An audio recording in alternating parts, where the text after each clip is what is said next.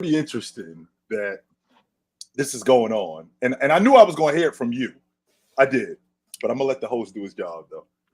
No. We're here. What's interesting and what are you going to hear from Mars? Because I'm curious now, too, along with everybody else in here. Well, Mars and I had a conversation a couple of days ago, and Mars said the series isn't over. And I'm adamant that the series is over. I think this thing is done. I don't think that it's just a formality. It's just a matter of when. But this series is over. And then last night, the game that I'm watching, there's this voice in my head saying, did Minnesota spot these dudes 3 games? And am I about to see something interesting? But then I'm like, no. I'm not getting sucked into that. Nope, I'm not getting sucked into that logic. They've just made the series interesting as of right now. That's all. Mars, I will talk to you after tomorrow night. How about that? I'll talk to you on Friday. When we're going to Game 6? I'll talk to you on Friday. How about that? We'll have a different conversation then. Because as of right now, no. Nope. So as of right now, it's a fluke, you think? Or it's like you dudes had to get one. You were too good not to get one. There was no way that. Well, I ain't gonna say no way because I mean the way that they handled them in these three games. I mean, I feel like Minnesota, they had the lead in the last 5 minutes of all 3 of those games. They had the lead, and they fell apart at the end, primarily due to their offense. That's been their biggest problem all year long. It's been their offense. It hasn't been their defense. Their defense has actually been really good. It's been their offense and converting in their offense. So here we are last night, and once again, they got the lead late in the 4th quarter. Meanwhile, Cat is now hitting shots. Anthony Edwards looks great in the mid-range, in addition to them getting timely stops.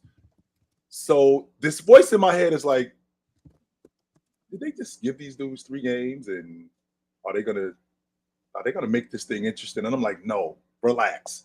Kyrie Irving is Kyrie Irving. Luka is Luka. This is just an anomaly. Do not let yourself get sucked into this. And I'm not letting myself get sucked into this, Mars. I saw a Minnesota team last night that told PJ Washington, Derek Jones Jr., you guys got to make shots. And you guys don't have to make shots early. You got to continue to make shots all night long. The coverages were very much the same. I mean, there was a couple of blown coverages. I won't argue that. It was a couple of blown coverages last night where Luka ended up getting right to the hole on once he got Anthony Edwards in jail. That did happen. No question about that. But for the most part, I felt like Anthony Edwards did a good job on Luka. I felt like he did a damn good job on Luka. And something that Ox, I don't know if Ox is going to be here today, but Ox brought this up to me a while ago, and I thought it was a terrible idea. And that was put Jaden McDaniels on Kyrie Irving. Turns out it's not a bad idea. In fact, it's a pretty good idea. Pickup point was higher.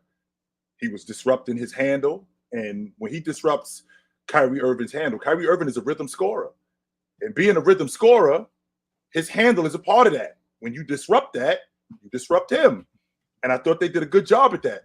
And if I got to listen to Kendrick Perkins one more time talk to me about how Rudy Gobert is a negative on defense, I'm going to lose my mind. Because if you are watching these games, there's no way that you think that he is a liability on defense. There's no way you think that. There's no way you think that he's a liability. If you think that, you don't watch basketball. There's no way.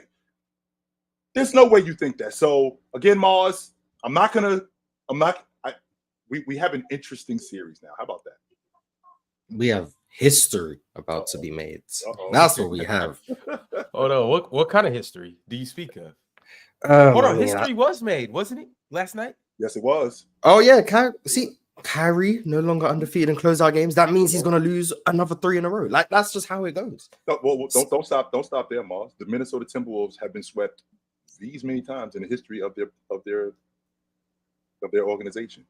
They've never been swept in a 4-game series. Yeah, they got swept by Dallas in 2002, but that was a 3-game series. Yeah, in a 4-game. In a best of 7, they've never been swept. They've never been swept. So, but yeah, I mean, I told you the law of averages will come around on Cat. He's not a 13% shooter. I told you. It's just it is what it is. The law of averages was going to law of average. Mhm.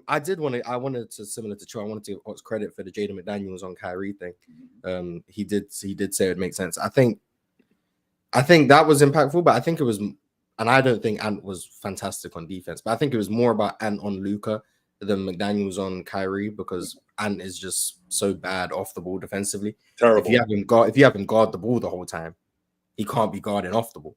Right. So I think that's really, and also he's stronger, and Jaden McDaniels is more wiry, and that's Luka's heaven right there, a defender who's nowhere near to match the physicality. So I think it made sense in that regard. I think Rudy Gobert played fine. I think Cat offensively was nice. Defensively, still not good. And he is one of the most erratic offensive players. Like, he fouled out, but like 2 or 3 of them were offensive fouls because he's just running into people. Just trucking guys. Doesn't he? I think he leads the league in offensive fouls, Miles. He's done it for like the last 4 years. He's been healthy. He leads like every time he's healthy, he leads the league in offensive fouls because he just runs into people. So like, I think you just got to live with that with Cat. You just got to accept he's going to do some stupid things, but he's going to make some threes. And that's what he did last night. He made some threes, timely threes. Anthony Edwards turned back into the pull-up shooter that he was in the first 8 games of the playoffs. You get that. The Minnesota offense looks better.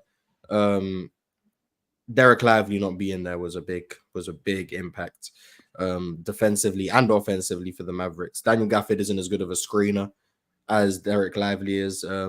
Defensively, he's a very good shot blocker, but in terms of how he's actually able to plug those driving lanes and be in the right spot at all times, he's not as good as Derek Lively in that regard. And then obviously Dwight Powell had to play minutes because Derek Lively wasn't there. So all of those things, all of those things contributed to why the Wolves won last night. But I know it's still Wolves in 7 because next game's at home.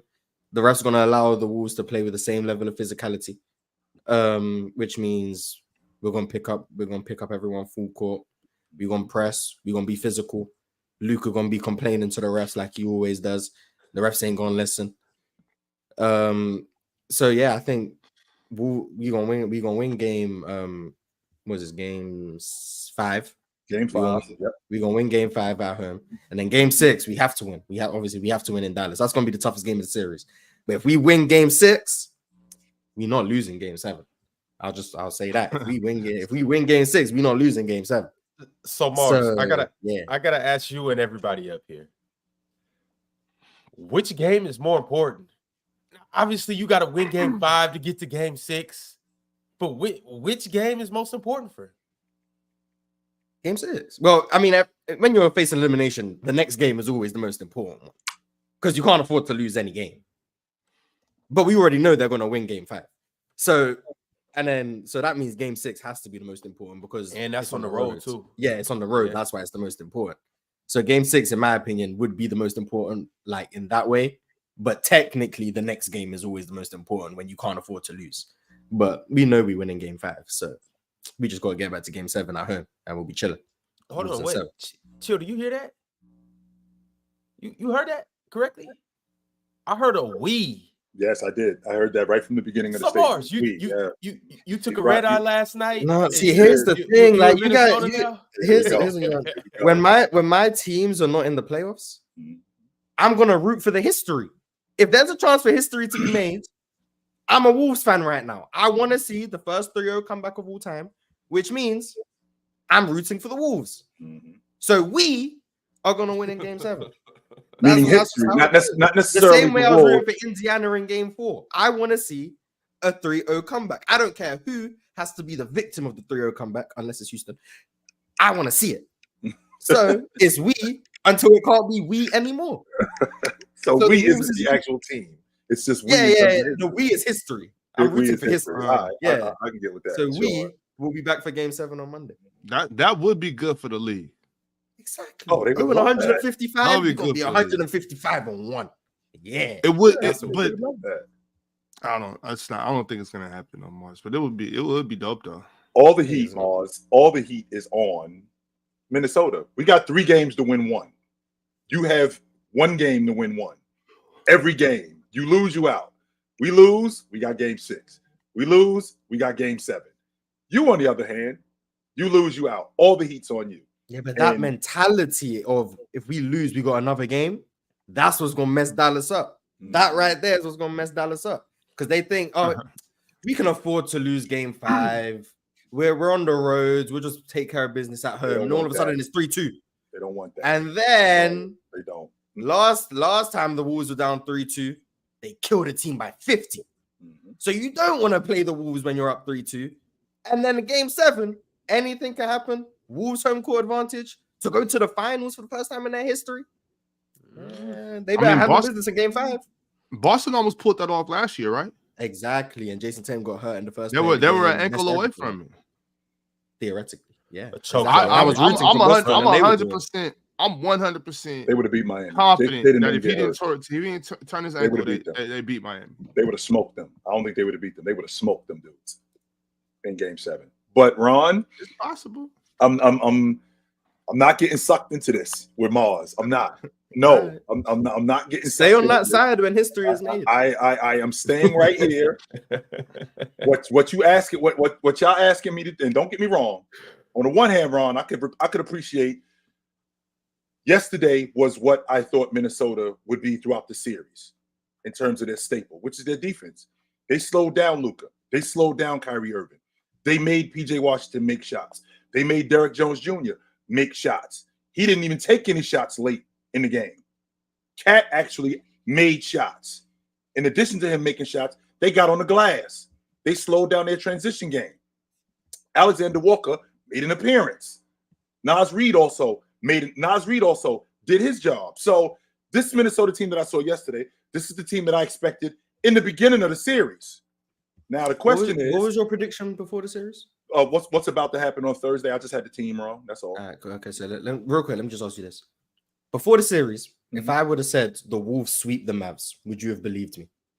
If you would have told me that Minnesota smokes them in 4 games, yes. Well, I already thought that they could beat them in 5, so that wouldn't have been ridiculous for me to think that they could beat them in 4. So if you're down 3-0, how do you win the series? You have to sweep them, right? You end up sweeping them. Yes, you do. So, however, Mars, that logic does work if the series is 0-0, as opposed to when you spot a team 3 games, and in addition to you spot them 3 games, they still have all the momentum. Now, I feel like some of the momentum has shifted to Minnesota. Come Thursday night, that place is going to be a zoo. That place is going to be a zoo. They're going to speed up the game. Let's be clear, Moss. Their offense hasn't changed. Nothing has changed with Minnesota. It's not like they run different sets. It's not like they get different action. They still get Rudy diving to the basket. They still get Anthony Edwards shooting in the mid-range. They still get Mike Conley getting to the rim like he did last night. They still get that. The question is can they convert on that? We already know what their defense is. We already know that they can play defense at a high level. The question is offensively, can they convert continuously all night? If they do that, come Friday, you and I will be having a different conversation. I think we're going to be talking about the Dallas Mavericks and the Boston Celtics in the NBA Finals on Friday. That's just me. Chill. We'll be preparing for Game 7. Chill. Can I throw out a scenario though? Give you something that's real near and dear and personal to you. A situation that happened to you before, where it was kind of neck and neck at first. Yep. And then all of a sudden, the other opponent just turned it on, and there was nothing you could do. Right. You remember that time when you played Kobe 1-on-1? Yep, I do remember that. The first game, it was pretty close. He beat me 11. He figured you out. He beat me 11-9. Yes, he did. He beat me 11-9. And then he figured you out, right? It was like night and day. It was almost like I wasn't even out there. And so what happened the second game? The second game, he beat me 11-0. I didn't score 1 bucket. Not 1 bucket. I don't even think I got the ball back, as a matter of fact. I think I might have got the, now I'm thinking about it, Miles. I think I might have got the ball once. If I got the ball twice, I don't remember getting it. I'm not saying that I didn't. I'm not sure if I got the ball twice. I know for a fact I got it once, but that's the only time I remember. But other than that, I'm talking about he just went on a run and I couldn't do anything. Nothing. I was like, oh shit. This dude couldn't just not let him score. If this and it wasn't like I wasn't trying, because it wasn't like he was just shooting open. It wasn't like I wasn't trying. It wasn't like he was just shooting open shots. No, I was all over him, and it was like it was nothing. I'm thinking to myself, oh, man, if this is what it looks like, I got no shot, 0. got Chill. no shot. Was he out there like was when he got to AO? Was he like, yo, how many do you want? No, that's the worst part about it. It was almost like like an assassin who had done this for years. Like he's putting on his gloves and like, listen, don't worry, this is gonna be quiet. I'll make this quick. I'm not gonna taunt you or anything like that. Just close your eyes. And that's how he didn't say a word to me. He didn't say anything to me. Even the first game when we were going at it, he didn't say anything to me, and we were playing hard. The second game, it was like, all right, I got this guy figured out. And it wasn't like he was doing something different. He was doing the same thing. It just looked simpler. It just looked a lot simpler than it was the first time. Like he hit a shot on me on the baseline, and I feel like I'm in the gym right now looking at it. But he hit a shot on me on the baseline, and I'm talking about I'm all over him. Like how Rudy was all over Joker when he hit that turnaround on him. I'm like hand here, hand on his hip, all over him. And the ball didn't touch the net. It went right to the floor. I'm like, damn. That's demoralizing, right, Chair? It went right to the floor. And I'm thinking to myself, okay, let's try again. All right, let's try again. Even though at that point, I'm thinking to myself, I'm up against it. Did we get the 7-0? Did we get the 8-0? I'm like, yo, man, you going to let this dude 11-0 you? Yeah, that's exactly what happened. Hey, if that's the 11th best player of all time, that's exactly imagine what the best player of all time would be. If that's the 11th. But chill, I was saying that to say, yep. You don't think that maybe the Wolves can catch on to what's going on with the Mavs? Maybe they did last night, and it's like, okay, we got you guys now. We got you right where we want you. Mm-hmm. We know our new game plan moving forward, which it could be the Ant and Jaden McDaniel switch. It could be some other things. It could be Cat. We just need you to make your threes, whatever it may be. Yep. But now we got you dudes figured out, and it's nothing you could do. You don't think that could be the case for the next? That's why I brought up that switch that Ox talked about with Jaden McDaniels and Kyrie Irving, and that seemed to work. And if we could keep that going, plus, like I told you earlier when we first got on, Ron, the idea that I'm thinking, did these dudes just spot Minnesota? Did Minnesota just spot Dallas 3 games and like, all right, I'm gonna give you a 10-yard lead, but I'm gonna walk you down by like the 70-yard line. Sure, that's not a 10-yard lead. That's like giving somebody a 30-yard lead, damn near 25-yard lead. But then I'm gonna walk you down. By the time we get to like the 60 or the 70-yard line, I'm gonna walk you down, and you ultimately are gonna lose. So I still got Ron. We still have to get past Thursday. If we get past Thursday, then we can have a conversation. Because as of right now, it's just interesting. That's all it is. We have it. This is the way I categorized it. Right now, Mars, we have an issue. Come Thursday, if they win Thursday, Friday we have a situation.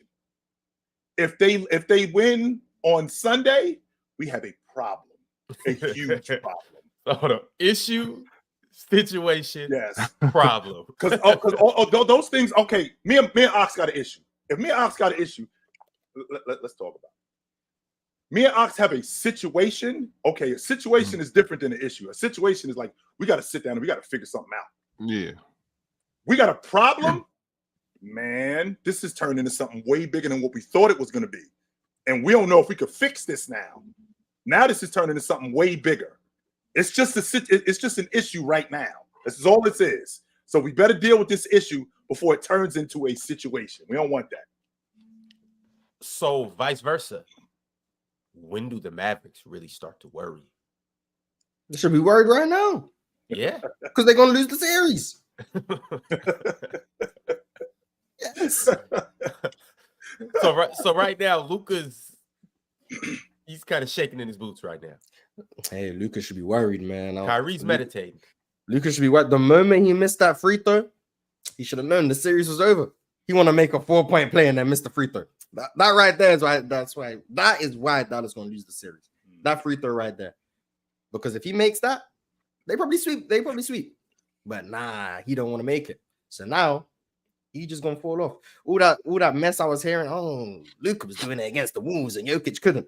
Luka gonna play terrible for the next 3 games. They gonna blow a 3-0 lead, and everyone gonna switch up on Luka and act like they weren't calling him the best. He's garbage, Mars. That's what's gonna happen. That's what's gonna happen. Yeah. Mars, yeah. Is this what you hope happens? Is this trash? I'm I don't care how Dallas blow this 3-0 lead. I just need it to happen. I don't care how it happens. I just need it to happen. I don't. It could be because PJ Washington goes 0 for 26 over the next 3 games. I don't care.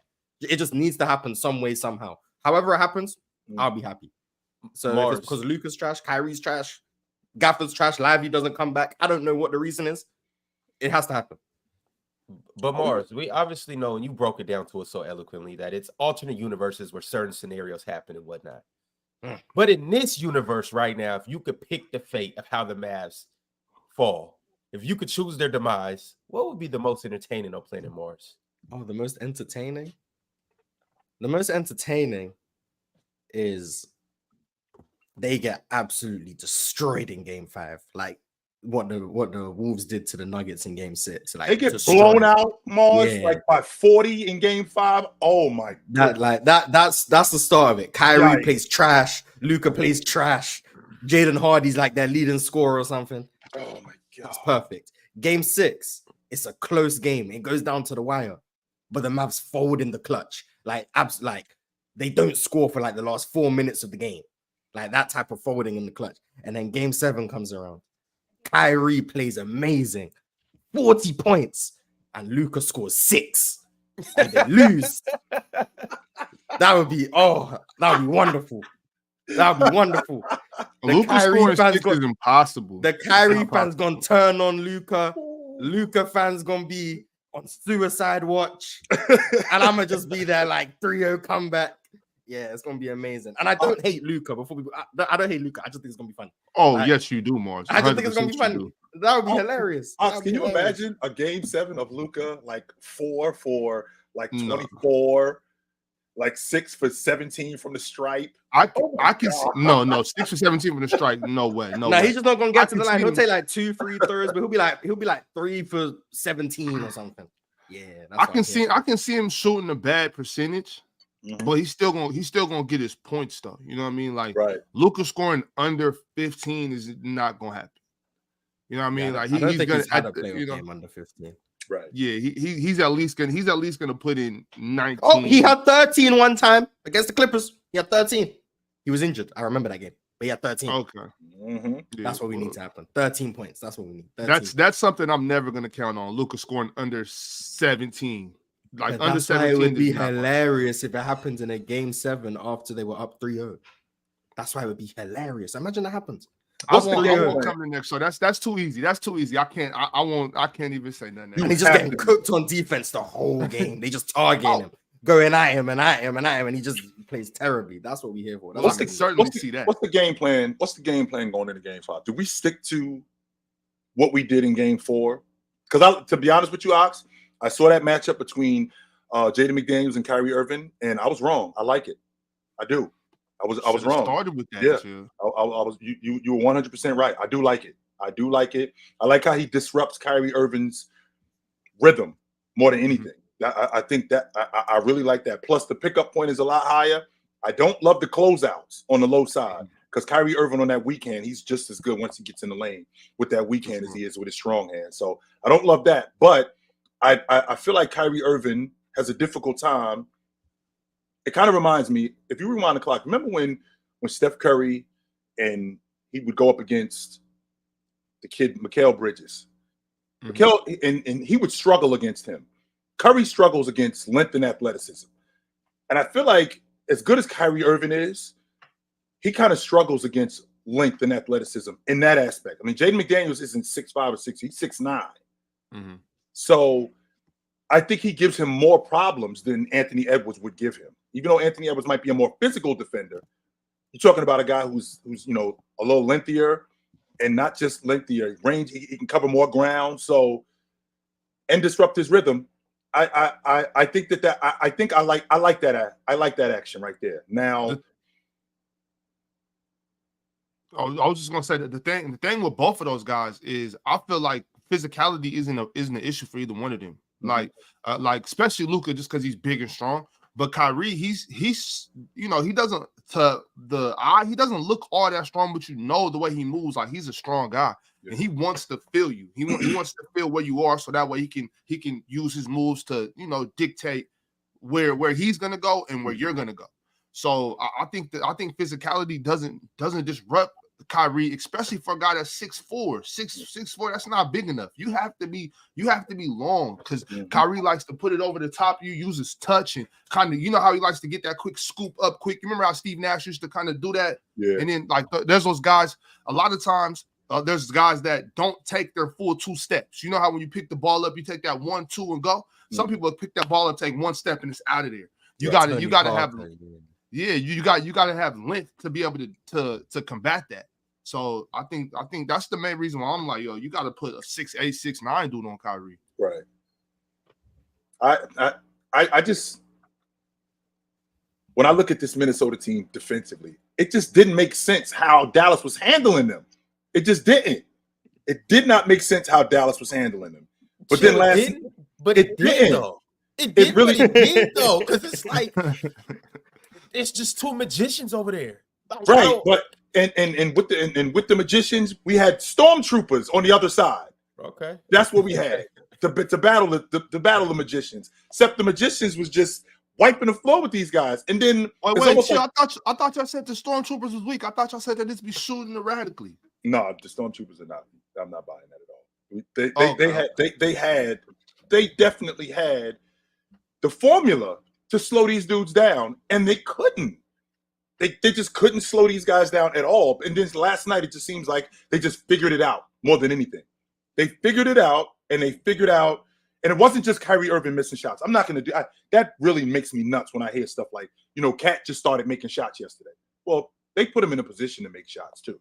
It wasn't like he just automatically just started hitting shots. No, they ran some action for him. They got him some open looks. And not only did they get him some open looks, they also put him in action to make him successful. For example, they were hunting action between him and Derrick Jones Jr. If you can't take Derrick Jones Jr. at 6'10", who's basically a rail, then you probably shouldn't be on the floor if you're the best shooter ever, like you say you are. So they ended up getting action with him and Derrick Jones Jr., him putting it on the floor and being more physical with Derrick Jones Jr. That actually worked, and that got Cat going. So then now, once that gets him going, P.J. Washington now has to take over for Cat now getting going. Cat's now knocking down the long ball, and now they're running more action for Cat. So now his momentum is now his confidence, and his momentum has them going. And that all started with the switch that they hunted for him getting on to Derrick Jones Jr. That actually worked offensively. Sure, they got Rudy more involved around the basket. That actually worked. Mike Conley getting downhill on that pick and roll, being patient as he was. I thought that was really good, being patient as he was. But defensively, it's what Ox talked about. I got to give kudos to Ox for that, because putting Jaden McDaniels on a Kyrie Irving, I felt like was the difference in last night's game. Chill, right quick though. Ox brought up stormtroopers, and so I just gotta ask you, what's an equivalent unit in the league to the stormtroopers? Minnesota. Why? Minnesota, because they got a bunch of them. Like you look at the units in the league, the better defensive teams in the league, right? Denver got one of the better defensive teams in the league. Boston has one of the better defensive teams in the league. But these guys don't have a collection of guys. Like Minnesota got 5-6 guys that defend, and they're in unison. Like these guys aren't all over the place, and they cover for each other too, which is pretty damn hard covering for Cat, because Cat looked like the kind of dude who, Oxen, this might sound crazy, but it's the defensive principles with Cat more than anything. I don't think that he knows them. Like man, and being in the passing lane, what hand to close out with, how to close out. That's why when there's rotations, you see him get turned around the way he does, where he looks lost. Because I think that those principles, the defensive principles that I know, won't have me looking lost. I might get lost on a screen, right? I might get lost on a double screen. But when I'm rotating, if you stick to your defensive principles that you learned in the 9th grade, you won't look like you have no idea what's going on. And there's times when Cat looks turned around where he just doesn't know what's going on. But this really quickly, this Minnesota defense, they do such a good job in protecting him that it doesn't look as bad. Yeah, I don't know. I think that's something that Cat is just learning. So that's why I think he does, make mistakes and go to wrong spots and things like that. I think he's just kind of been picking this up over the past couple seasons. So Karl-Anthony Towns is still relatively young too. 28 in the NBA is not. Mars, I know he's been around for 8 years. I know it's some dudes that he's still growing. That's all I'm gonna say is he's still growing. Cat probably got another 8 years left, especially the way he shoots the ball. Yeah, maybe more than that. Yeah, I can see it. Maybe more than that. I've never heard 28 be called young. Quabe, yes, 28. It's not. It's definitely not old. That's what's like 28 is definitely not old. In this league, Ox? In the NBA, it's definitely not but old. in life, no. I don't think it's not. Well, no, it's not young because it's not like he's not one of the young pups, one of the 21-year-olds, but he's definitely not an old man yet. You know what I'm saying? So do you consider Cat a vet? Yeah, he's a vet. He's a young vet. Yeah. Interesting. Okay, young vet. You could be both. A vet isn't necessarily an age thing as much as it's an experience thing. Right. You know what I'm saying? Okay. He's been around long enough to be considered a vet. He's just still, he's still relatively young. Like he's not gonna be young for much longer though. I think he's got about 2-3 more seasons till he starts to get okay. Now he's more of a seasoned vet, And then okay. So usually they say your prime is 8 years, and I'm not a seasoned vet already. I've been here almost a decade. Well, I think it goes like the vet thing. I think is more about experience, and then like whether you're old, young, seasoned is just kind of like your age. That's just kind of how I'm trying to look at it, just to kind of have a different category. Yeah, and not only that, Mars. Not only that. This isn't 1995 where at 28 years old I'm in year 5, right? This is a young league we in where your best prime example, Moss, with you in Houston, your second best player is how old? 21? Maybe? Yeah, he's 21. That's my senior year in college. That's my junior year in insane, college. too. That's my junior year in college. Minnesota, their best player. This is his draft class. This draft coming up. This is if he was in college, this is his draft class coming up. And it's their best player at 22 years old. He's in year 4. So, I mean, when you're talking about being in the league that long, especially with a bunch of, for lack of a better term, kids, 28 is the elder statesman. Let me clarify the point I was making, though. The point I was making is at 28, they say you enter your prime around 28, 27, 28, right? So, and they say you got about a 4 or 5 year prime. So what I'm saying is 28 to 33, that's technically supposed to be Cat's prime. What I'm saying is he's just entering his prime. Oh, okay. Potentially. Young He prime, has okay. room to grow and get better, but not just physically, mentally. Now is when things should start slowing down all the way for Cat. Will they? You never know. If he just keeps running through people like they're mannequins, who knows? But I'm and also too, he just got Mike Conley on his crew. This is his second year with Mike Conley? First. Okay. Just got Rudy Gobert, another vet. Let's say that they go get a couple more vets. These are guys that can kind of help Cat in other ways and slow him down potentially. That's kind of what I'm banking on with Cat. Okay, you got some other good defensive anchors and things like that. All right, Cat, now you shouldn't be making these same mistakes that you made 5 years ago, Cat. Maybe you shouldn't just keep running people over. Maybe you shouldn't be as erratic on defense. On top of that, you got other good players around you too. So that should help you just to be a little more calm and composed in certain situations. Now we're talking about Karl-Anthony Towns. Maybe not. I get what you're saying, Ron. And the thing about it is, like, with Mike Conley, I think next year probably Mike Conley's last go. I can't really say for sure. I wouldn't know that. But Mike Conley don't got too much time left. If a guy like Jaden McDaniels could really step his offensive load up a little bit more, that could help. That could help Cat a lot more too. I see where you're coming from with that. Like his teammates kind of can make his prime, more. But Cat's not going to get better physically. You know what I'm saying? It has to be the mental part of the game. It has to be the mental part. And with that being said, you could look better physically because you stop trying to do dumb stuff and you start doing smarter stuff. So you kind of look better physically. But that's the only way he's going to get it right is if somebody could help him. What Chill was talking about earlier, like defensive rotations, just learning the game a little more. I could see where you're coming from. I could definitely see where you're coming from, bro. Cat doesn't need to get better physically. I mean, bro, if you were to see everybody's physical profiles, and just break it down, Cat has one of the better physical profiles in the NBA. I'm 6'11", 6'10", 6'11", long, technically strong, has a strong frame, can move, is very, very agile, can shoot, one dribble pull-ups, can have a post game if he put his mind to it. He got a little post work. He can get off the ground, catch oops, block shots, run the floor. In terms of physical profile, Cat has everything. Can dribble, can get downhill. The only thing that's stopping Cat is how he's the consummate big man. He's the consummate big man for today's game. If you look at his game, he does everything that the big man does in this era. Stretches the defense, actually plays in transition. Cat's game is it's inside, it's outside in. Like the game was inside out for the big man years ago. Cat's game starts 15 feet and then goes past the long ball line and then proceeds to move toward the basket. That's his game to start. It's not just because of the offense that they run, but that's his game. That's where he starts. He starts in the mid post. He starts in the mid range. Once he gets that going, he'll stretch his game out to the long ball line. And then once he drags the big man out to the long ball line, now he's just getting downhill. Yeah, running guys over, making dumb fouls, stuff like that. But offensively, that's Cat's game. That's what the big man is today. And Cat is the consummate big man of today's game.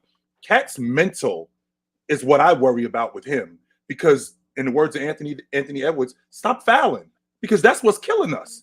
If he's on the floor, we have a much better chance in winning. One, when he's making shots, and two, when he's making shots, and two, when he's helping rebound. Because when he's off the floor, you don't have that offense, you don't have that ability to rebound, and you don't have those mismatches that he can create when he's on the floor. But when he's on the floor, you have all of that stuff, and that makes Minnesota much better than what they already are. I don't know though, Chill. Like we had this conversation when Cat first had messed up that meniscus. Yep.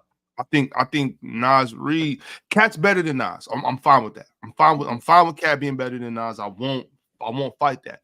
But what I will say is Naz provides something that Cat doesn't. When Naz is going downhill, he's got a little more finesse. He can get the shot up and create different ways. Yep. Like there was a time yesterday where Cat had the ball, one go, and it was like, get downhill, Cat. But he did something, I can't quite remember. Then Naz comes in and he gets straight to it. Boom. But then he kind of gets stopped. He steps through and flicks it up on this side of the rim. It's like Naz can provide. I think Naz provides a lot of the same thing Cat does. He might not shoot it as good as Cat, but you can't tell him that.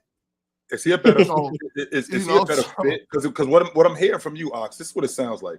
Is he a better fit for what Minnesota is doing? Not necessarily a better player, but a better fit for what they're doing.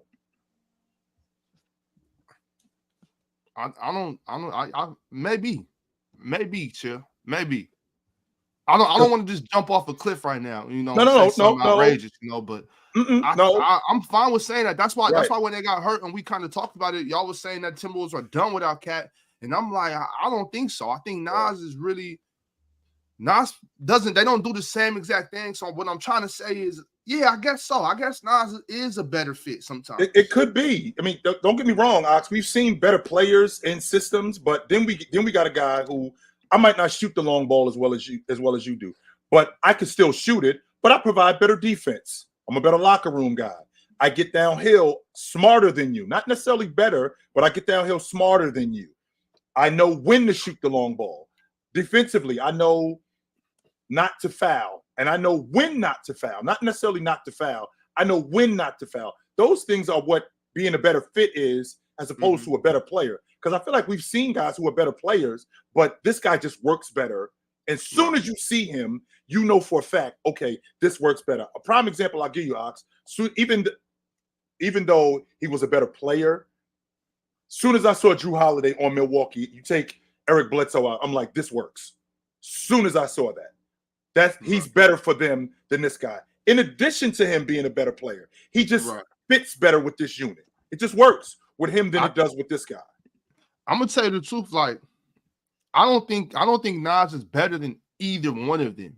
Right. But I feel like Naz and Cat is a better duo. And I feel like Rudy and Naz is a better duo. You know what I mean? Like then Cat and Rudy. And I'm not sure exactly what it is. It might just, you know what it is? I think Nas got a higher floor than both of them. Like, you're not gonna get all the dumb stuff with Nas. Right. You might not get the 4 or 5 blocks that you'll get with Rudy. You might not get all the rebounds with Rudy. You might not get the rim protection that you get with Rudy, but you get out all the dumb stuff. With Cat, you don't get. I mean, Cat does a lot of dumb stuff, bro. They both do. Cat and Rudy both. And for Rudy, it's not so much just, I don't know if it's a mental thing as much as just the lack of skill, like when he gets the ball. Like yesterday, I tried to defend him, but it was egregious.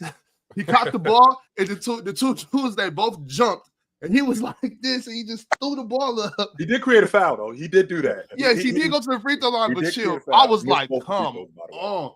Oh my God. Like, but isn't that, Ox, to your point, isn't that what the unit is about? Like, I'll do something dumb, but then you come along and you clean up my mess, right? So Cat'll defend, but he'll make untimely fouls. Well, that's where Naz Reid comes in, because he won't do that. So he'll supplement that. But where Naz Reid is a streaky shooter where he can't really knock down the long ball with regularity like that, that's where Cat comes in. And Cat makes up for that. Rudy Gobert on the glass, well, he might not be able to rebound as much as, even though he's one of the best rebounders in the game, he might have a stretch where he's not rebounding it like that. Enter Cat, enter Nas. That's where they come in. So it seems like the dynamic of these three guys, to your point, when you have Nas and Rudy on the floor at the same time, you have Nas and Cat on the floor at the same time. It seems like it works when these three guys are on the floor, just not at the same time, but when they're on the floor, it kind of works in its own way. I did like the minutes when they were all three on the floor together, but that was against Denver. And even, well, I don't think I've seen J Kidd with the lineup going with the two bigs, Lively, Gafford, and PJ. If he were to, I've never seen it, but if he were to do something like, I don't like that lineup for the Mavericks. Never mind. But anyways, I don't want to turn this into who's better than who type thing, right, or what, because I just think Minnesota's in a good position having all three of those guys down there in rotation. Like, I don't think you can really go wrong with it. And make no mistake about it, Dallas is still very much in control of this series. Mars, let's be clear about that. Let's not act like that's not even up for debate. Let's make sure we clear. Like, Dallas is very much in the driver's seat. Okay, this is not a situation where, oh man, what are we gonna do now?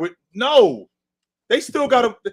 Every game for Minnesota is an elimination game. You lose, you out. We don't have that heat on us now. We play better with that pressure. We play better with that. Don't get me wrong, Mars. I can appreciate the logic that it could be a bad thing for a team to go, well, we still got this game. We still got that game. Well, what we don't want to do is we don't want to give teams momentum. We don't want to do that. So we know for a fact with this Minnesota team, the quicker we get rid of these dudes, one, that's more rest for us. And two, we have more time to prepare for the other team. We don't want these guys hanging around here. Hell no, we don't.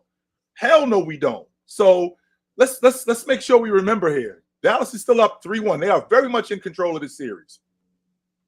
I just want to say that chat, I've been influenced just like you guys by the Harry Potter accent. And I do I believe now, Mars, you have swayed me. I believe Wolves in 7. There we go. History is on the way. Yeah, and just know, and Mars, you put out some disclaimers over like the past week and a half of what happens if this happens, and it happened, and the very next day we had to deal with that happening. I just want to put this out there. If the Wolves win tomorrow, Friday is going to be a storm in here.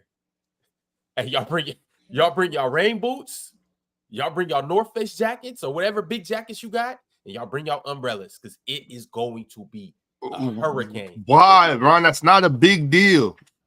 It's not a big deal. You can say what you want, but when we win tomorrow and we force game 6, we're lucky game 6 is Saturday. So you have to wait till Monday for us to be talking about the game 7 that'll be happening that night. But Tuesday, when we've actually come back and won. Ron, and you better bring JD up here, bring Raydell up here. don't bring Crunch because he gonna say something crazy like, oh well, Kyrie. I don't want to hear the excuse. No, bring Crunch up here. Let me not act like that. Bring them all, Ron. Even though I don't think it's gonna happen, if it does happen, bring them all. You know what? All Bring early too. Bring early. Why not? No. Bring early. Why not? Bring early. That's gonna be an insane episode. Hey yo, Uh, and early you is know my what's man. Early is my man. we might just have to do the super finals episode right Oh, my before where goodness. we get all the Mavericks jockstrap snippers, and then we get the ultimate Tatum guy, Oh, and just stuff them all on the panel, and we just kind of sit back and see what goes on. Yeah, well, You talking about yeah, Chill? You talking about my man? you know who exactly I'm talking about. It's only What's one my person. what's that trumps bro's shit. name? Nick, right? Jack Cody. Jack. Jack. Yeah. I almost said Zach. I was thinking Nick, but it's Jack. Okay. I seen a TikTok That's of him my saying dude. Jason Tatum's the most talented player ever. he didn't Bro, say that. you gotta love Jack. No, He did say that. He did if say y'all that. go to his social medias, he doesn't let up. He doubles down with and it gets crazier and crazier and crazier. When you see it in a moment, like Jack, you didn't just wake up on a Monday morning and decide to do this. No, it's He been did. going on for a while. Yeah, And I you think know. he believes the things he says, which is all the more concerning. But I want Jack and Crunch to play 1-on-1. you got Jack? I don't know. Jack got range. I seen him shooting that thing from pretty deep before. Well, keep But in mind, Makes though, sense. was Makes sense. saying- It's in I the was- DNA. Makes sense. Yeah, I was saying what I was saying about Crunch yesterday, but Crunch could really ball though, y'all. For real. Crunch could ball for real. He'll beat you.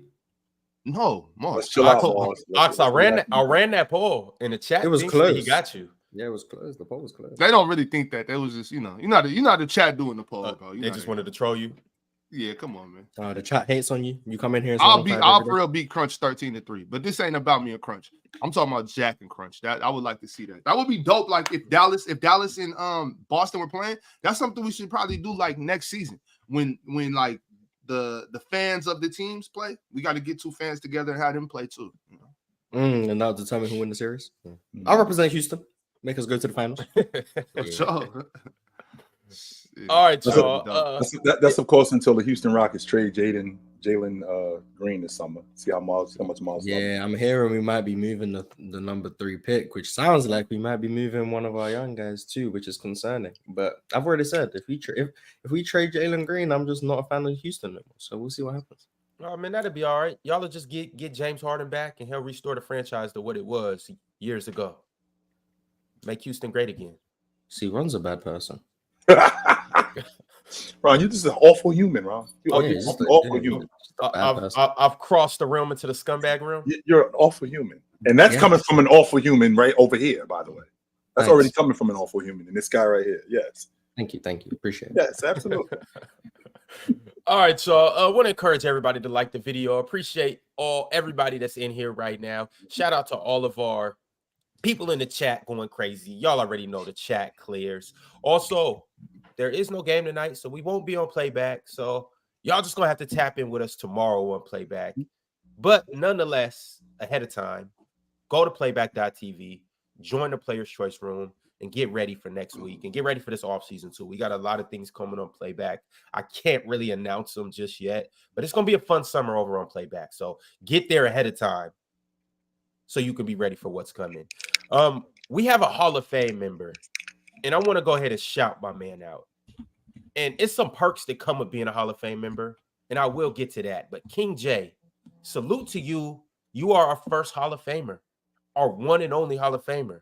I feel like we need to have a whole ceremony and all of that, and we will do that, King J, when you come on the panel, because when you become a Hall of Fame member, the one perk is that you get to come up here for a segment of your choice too. So King J, if you are watching, reach out to me, reach out to somebody so we can get you on the panel and hear what you got to say about some of the things that we have to say and what's going on in the basketball world and all of that good stuff. But salute to King J. We also have some other members too. J Dab is Hop. Oh, how about Jay the Bishop? Bishop. Come on, Oh Ron. my. Where you at, Ron? J-Dab. J-Dab is hot. J-Dab Alternate- is hot. how about- Is how about- crazy. In an alternate universe, That could be Jay. No, that's Ab, not. No, no, it's not. In every universe. Yo, Jay chill. Butler- I gotta say, I'm not too mad at it. Hey, I know this. I know this is your man. I know this is your man. It could But be give me a JD A Bishop. No, JD it could A not Bishop? be. It's Jay the Bishop. I In think every it's JD A alternate Bishop. garbage, Mars, trash, terrible. Ron, that's obviously Get Jay Ron- Bishop. Get But Ron. I feel you. Nah, JD A Get Ron off Bishop. the field. Get Ron off the field. He All killed. right, for sure. Jay the Bishop, appreciate you for becoming a member. Can you please clarify that I know what I'm talking about, Jay? No. Thank you.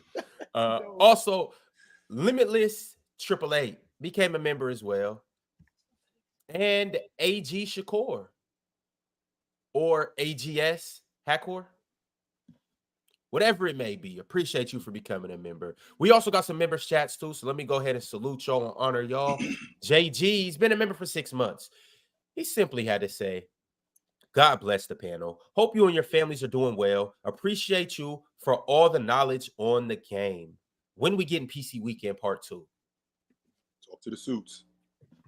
Ready for PC Weekend Part 2? Talk to the suits. All right, look, so we all geologically in different areas. Chad, I need you to let me know. Should we do a PC Weekend Miami or Orlando? Should we do a PC Weekend Cali? You see where Ox is. PC Weekend Cali. Should we do a PC Weekend Seattle Part 2?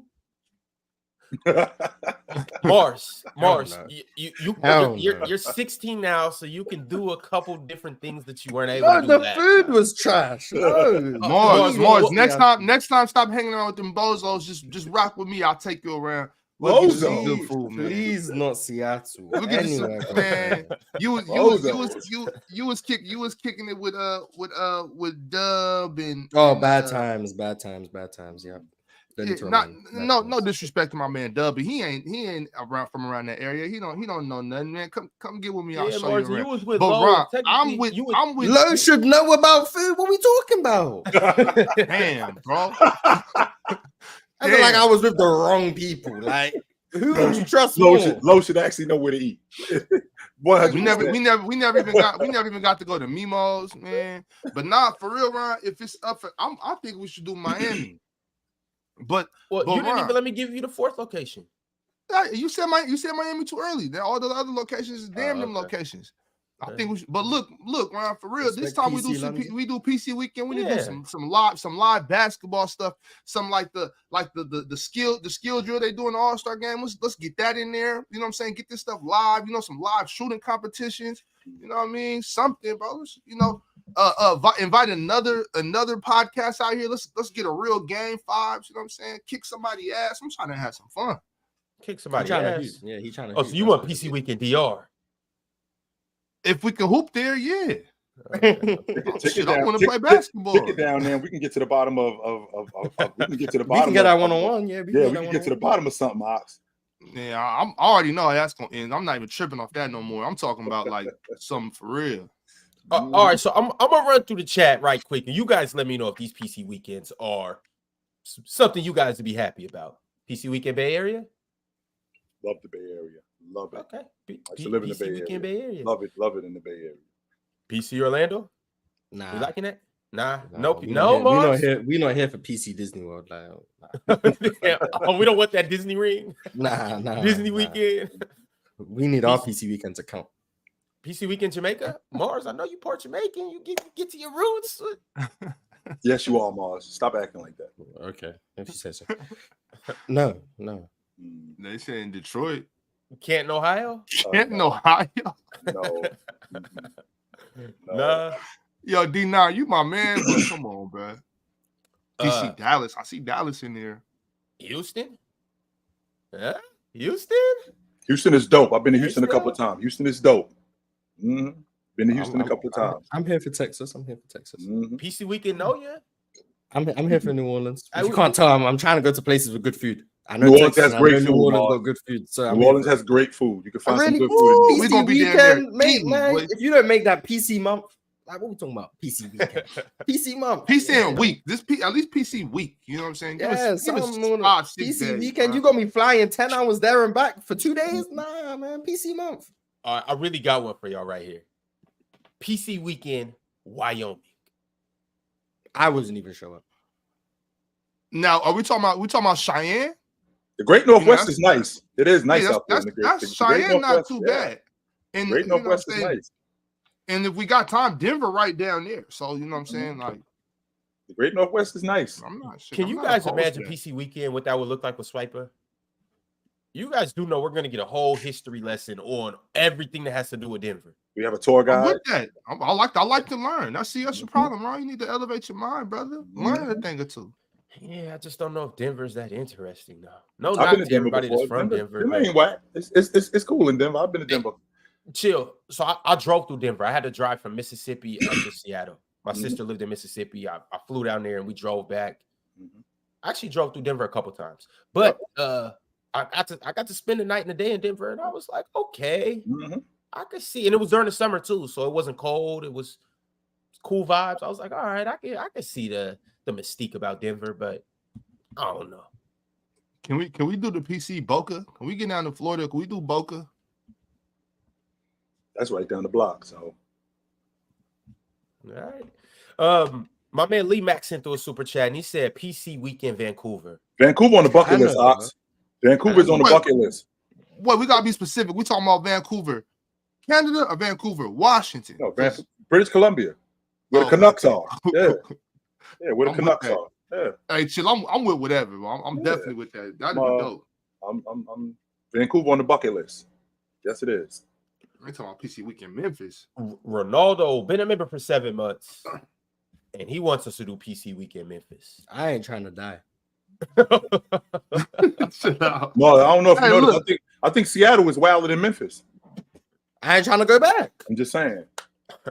Let's do Chill. that, but let's invite I don't know about that. invite Glorilla. I heard, It's the size of the city, man. The size Yeah. of the city, makes it different. Like Memphis Yeah. is a lot smaller than Seattle. But look, Well, make sure. Hey, tell the that's Suits what I'm Runners, saying. if we doing PC Memphis, make sure that we get a special guest. Invite Glorilla to come, do a show or something. It's a small city. We make the wrong turn. We right in the thick of things. we might See, be y'all, wild side of that's a town. problem for y'all. That's all right with me. Okay, I'll be forgetting sometimes. Sacramento is, yeah, no doubt. But all right. PC weekend Memphis. Yeah, Glow. Gandhi KV2 been a member for 1 month, and he said it's all love, Chill. And then he sent this right after saying, so that's why Chill hates Kobe. Y'all dudes is just so you guys know, I just want to give you guys a little bit of background really quickly. This was in 1997. Okay, this wasn't like 10 years ago. This was in 1997, almost 30 years ago. Y'all dudes think I'm tripping on losing a one-on-one game to a 19-year-old almost 30 years ago? Really?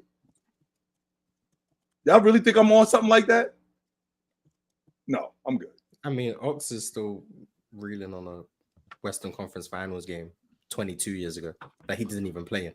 Give me a So, break, man. Yeah, well, that was different though, Morris. That was Right. different. Right. Like a one-on-one against a legend, that's just a respect thing. Like, you know what I'm saying? But what happened to us, that was personal. That was different. Right. That was different. And it was a dope experience on top of that. It wasn't like it was terrible. Like, oh my God, what was that? It was that was a dope experience. It was so dope. And I've been cooked by way lesser men than Bean. So,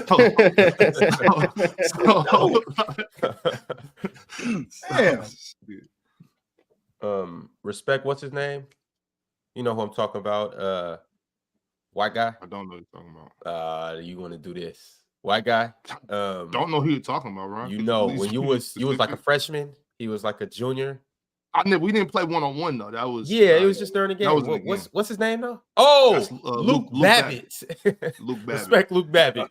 Miami Heat Luke legends. Babbitt got in me. Ryan Anderson's like 4 years older than me, but he absolutely thrashed me though.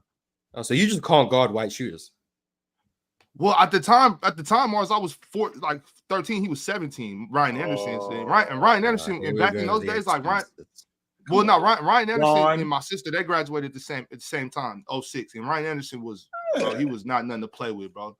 He was not nothing to play with. Why not? You make it sound like the dude, they was the same age. I mean, I'm 13, I'm in the 8th grade. This dude is a senior in high school. Well, chill. Someone said, "Now we know why Ox hates Luka."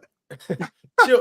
It's always that welcome to hoop moment though. 'Cause at that time, Ox was feeling himself. You know, he was 14, one of the best in the city. I'm assuming around that time you was what, like 6'3", 6'4", Ox. You started dunking and all of that. 6'1", 6'2", yeah. But Luke Babbitt was different though. Like Luke Babbitt disrespected me, though. Luke Babbitt came to the lane and just punched it on you. Oh yeah, Luke Babbitt did me dirty, but Ryan Anderson was different though. Ryan Anderson was just, he could shoot from half court type shooter, you know, one of them type dudes. So. And he about 6'8", 6'9", something like that. Yeah, he was tall. Yeah. At that time, it was like probably 6'7", 6'8". He was Ryan Anderson's a legend, for sure. All right. Kendrick Dyson also became a member. Shout out to Kendrick Dyson. Appreciate you for joining the show. Sure. DSG Piccolo with the super chat. He said, definitely feel like we getting a game 6. Luka a psycho though, so he might go crazy and end it tomorrow. Hopefully Lively is back because they'll need him. Big Purse showed up last night. If Luka goes off tomorrow and they still lose, we definitely have ourselves a situation. Definitely. Because now you're asking them to do that again. And I think you just need to accept we got a game 7. Like, it's guaranteed. Oh my gosh. You might as well play game 7 now. Like, these other 2 games are just going to be wasting time. We know Minnesota win it. If you look at and you, Mars, you're an advocate of this, of these guys who do this. If you look at the box score, it looked like Luka got busy last night. What do you went 28, 15, and 10? I think so, yeah. Yeah, and if you just see the box score, like, yo, he played great. But if you see the game, you're like, no, he wasn't that good. No, he wasn't at all. That 4-point play was crazy though. Because I was already talking crazy in the Telegram chat about how we going to game 7. Then he made that, my heart sunk. I thought we was gonna lose. But then he saved us. Mr. Free throw. So shout out to Luka. He wants the game 7 as well. We have yet to get an update on Derek Lively. So we'll keep a close eye on that. But obviously, depending on whether he plays or not, that has a lot to do with what can happen in game 5. So yeah. This neck injury is a lot worse than I saw him wincing on the bench last night. I saw him wincing on the bench last night. So this thing is a lot worse. If he's not able to go, that's a big blow to them. You would think that you would think that a rookie, right? You would think that a rookie wouldn't be that impactful. Like, how does he know what he knows? How is he that integral in what they're doing? But he is, especially in that short roll and at the rim. So they need him. 100% need him. He's intelligent. Basketball's like most sports is a lot mental. Like, physical capability is important, but if you're stupid, there's only like so far you can go. And he's smart, so he learns quick, and he's been invaluable for them. Probably their 3rd most valuable player, like Luka, Kyrie, and then probably him. So more than Gafford, you think? Yeah. I think Gafford isn't stupid.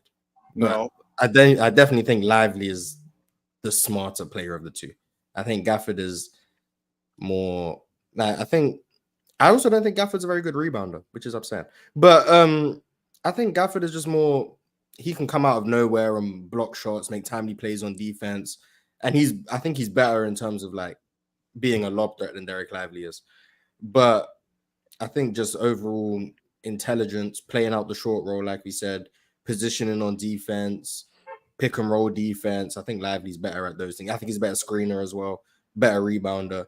So I think Lively's better at like the little things, I guess. I think Gafford makes more loud plays, like the blocking shots and the dunks. His plays are more loud, but over the course of the game, I think Lively's more impactful. Yeah.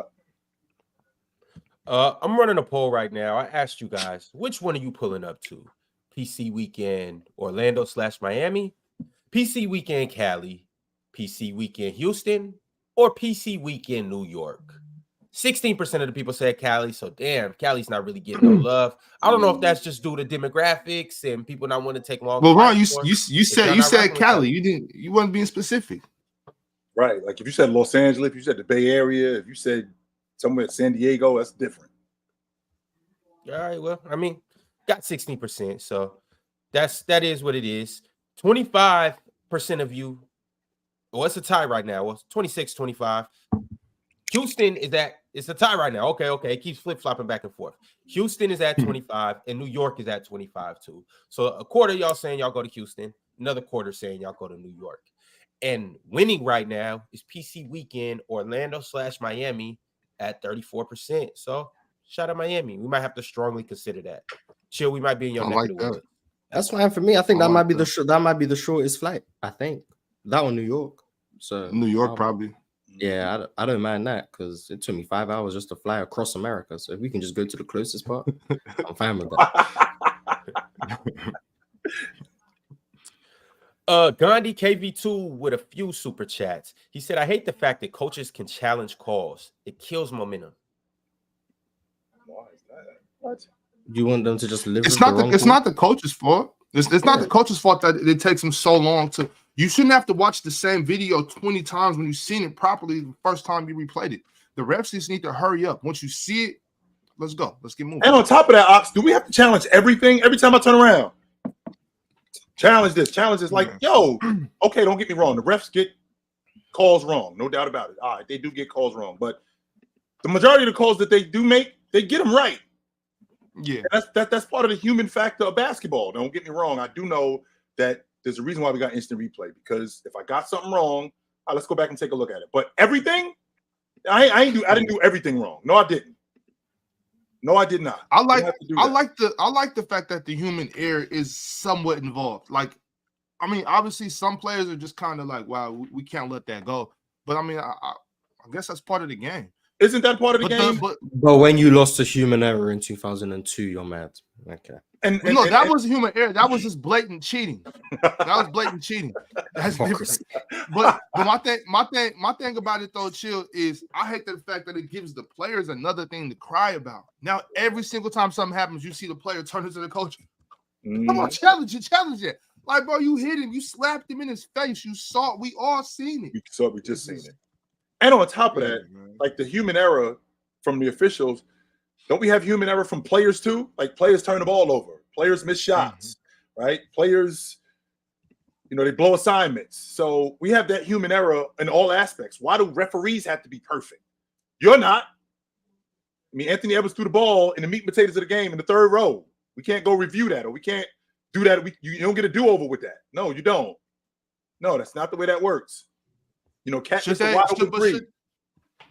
they just give them just like, I don't know, because I think coaches kind of sometimes use that. Well, I guess that's better because it makes you have to decide as a coach, like, should I use it now or not? I was going to say, should the coaches get one per quarter? No rollover challenges. You just get one per quarter. Use it or you lose it. Yeah.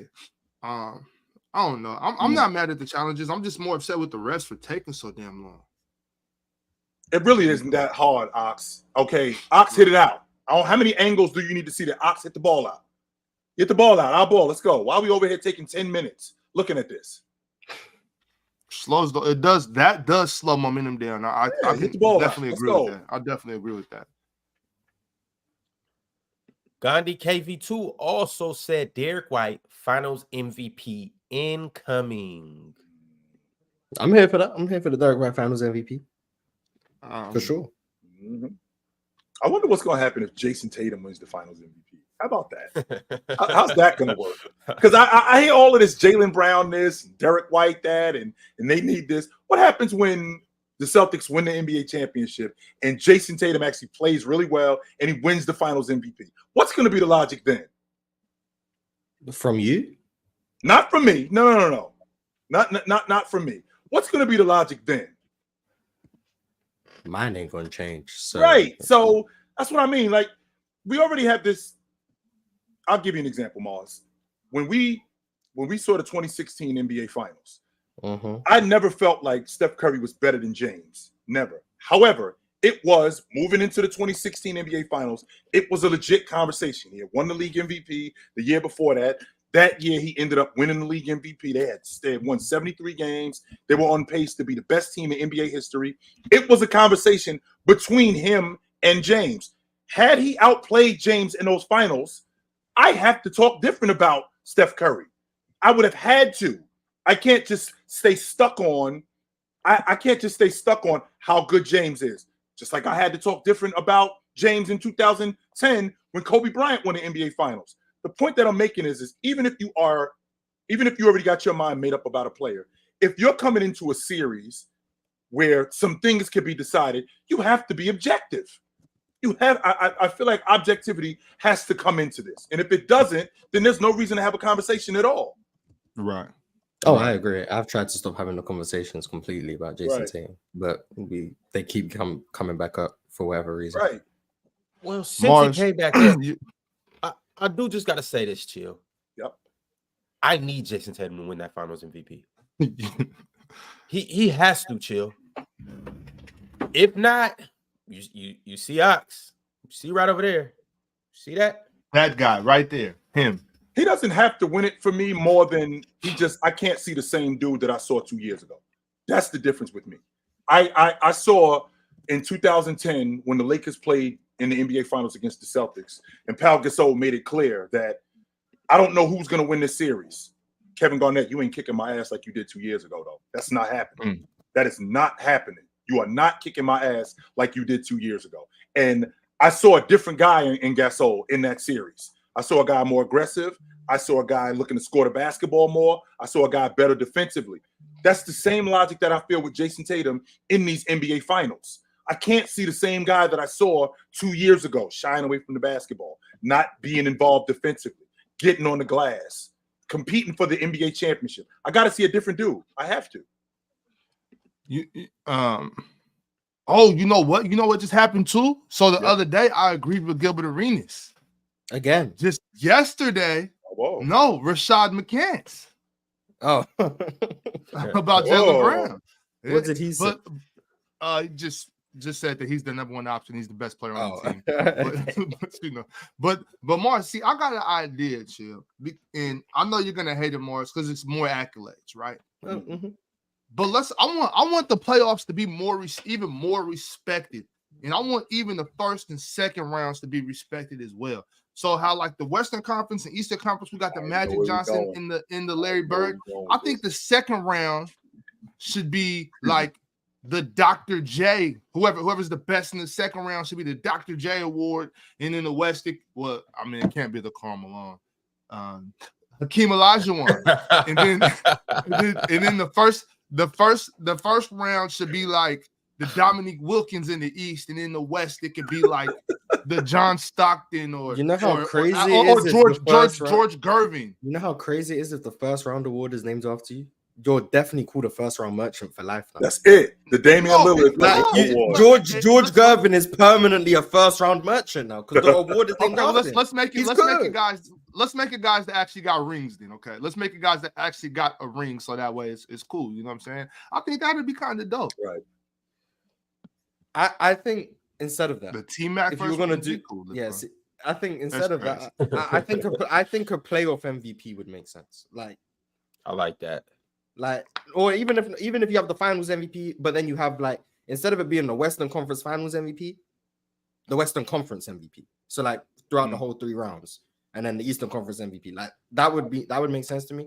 Not just the one series. If it existed, your opinion on Kobe Bryant would be different today. I know that. It would be. Facts. We did. Oh, we talked about that before. The fact that the Conference Finals MVP doesn't exist is why people feel comfortable to say Shaq carried them, because Shaq won the Finals MVPs, and there was no recognition for what Kobe was doing against the Spurs and the Kings and them in the Conference Finals, so it was just irrelevant. But if that existed, they'd be looking at it differently. But yeah, I don't care about the accolades anyway. But if they were gonna like have an accolade like that, it would make sense. I would have a problem with it. In 2001, I think we need more accolades, y'all. I think we do, chill, because just like Mars said, there's so many people that are forgotten for having great series and great runs just because they might have lost in the finals or lost in the Western Conference. Like when what's his name? When John Stockton, a lot of people don't realize John Stockton hit that big shot against the Rockets. The Rockets made a hell of a run. Illegal screen. Illegal screen on what? To get open? Yeah, to get open. Illegal with John. Okay, yeah. Well, see what I'm saying, Mars. But people are never going to talk about that Houston Rockets team because in a lot of people probably don't even know that team even went that far. They don't know how good that team was. I'm just saying, I want and for you know what, I'm being selfish too because people don't understand. how good we were, Mars.